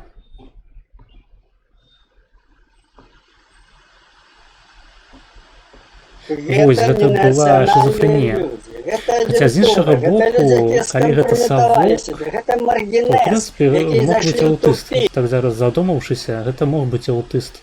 То бок яму проста маглі паставіць шизофренію праз тое, што, ну, такая была практыка ў Савецкім Саюзе, што дарослым асобам не ставілі дыягназ аўтызму. Так што цалкам верагодна, што ў гэтым канкрэтным выпадку таксама гаворка ідзе пра аўтызм. Зараз я покажу, не буду відео уключаць, просто покажу картинку, каб было зразумела, пра якое відэо ідзе гаворка. Вось, калі хтосьці бачыў, калі не бачыў, я магу зараз таксама спасылку закінуць у чат. Глядзіце сабе на здароўе. Вось. В прынцыпе, не выключаю, што гэта быў менавіта што аўтызм. Спецыфічныя інтарэсы. Так, гэта характэрна для аўтыстычнага разладу. Прайшоў тэст, я норміс, фу. Доброго дня вам, шановны. Так, я слухаў новы трек, гэта было. Там донат быў, вось я не заўважыў гэтае паведамленне. Просто я не магу цяпер зрабіць так, каб я чуў донаты. І пры гэтым яны вам без лагу высвятляліся. То бок дзве опцыі існуе. Альбо вы чуеце донаты без лагаў, і тады іх не чую я, альбо іх чую я, і вы таксама, але з лагамі. Гэта пиздец, блядь. Там ёсць спосаб пэўны з затрымкай, каб я іх чуў, але на сённяшні дзень я не стаў падрыхтоўваць сабе гэтую методу. Лепей быў Сан-Андрэас пагуляў. Это я не памятаю ўжо да чаго было. Гітлер аўтыстам быў, ты пра крыптавалюту, там пра крыптавалюту размова, што? А гэта праўда, так, пра рыжых было. Господь помилуй, я знаю, здається, про що буде йти мова, ти не розумію вже про що. Так. Здається, пан стрімер то людина високої інтернет-культури. Ну, ми тут займаємося повстанням білоруського ніжнього інтернету. Тому беремо лепше ад лепших. Найлепше ад найлепших, калі больш. Докладно. Пам-пам. Шахраэль аўтыст? Не ведаю, я глядзеў там парачку стрымаў, не сказаў бы, што ён аўтыст. Хаця, гледзячы, як ён стрыміць па 13 гадзінаў, канешне, гледзячы, як ён стрыміць па 13 гадзінаў, я магу сказаць, што ў мяне таксама такія думкі былі.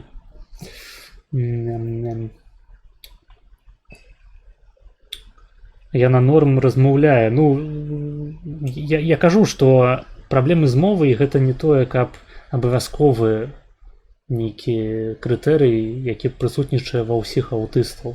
Гэта менавіта, што у тых аўтыстаў, за якімі своечасова не даглядзелі, якіх своечасова не ўзялі пад спецыяльную апеку, і праз гэта яны не навучыліся размаўляць і стасавацца з іншымі людзьмі.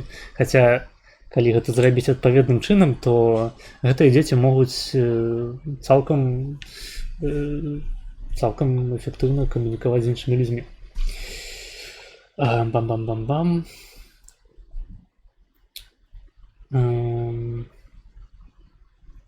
Калі набраць 200 з 200 дадуць шакаладны медаль, ну там будзе як гэта... як у гэтай гульні з яйкамі і воўкам. Будзе мультик напрыканцы. Текст. Про ўспаміны 3 гадоў 100%. У мяне можа толькі адзін ранейшы ўспамін. Вось, гэта сапраўды так у большасці асобаў. Але у аўтыстаў здараюцца ранейшыя ўспаміны, проста чым у звычайных людзей. І гэта звязваюць з тым самым прунінгам, менавіта з ягоным разладам гэтага прунінгу, што у аўтыстаў нейроны своечасова, тыя, якія павінны былі знікнуць, не зніклі. Быў мацерым аўтыстам, будзеш пад шконачным шызом.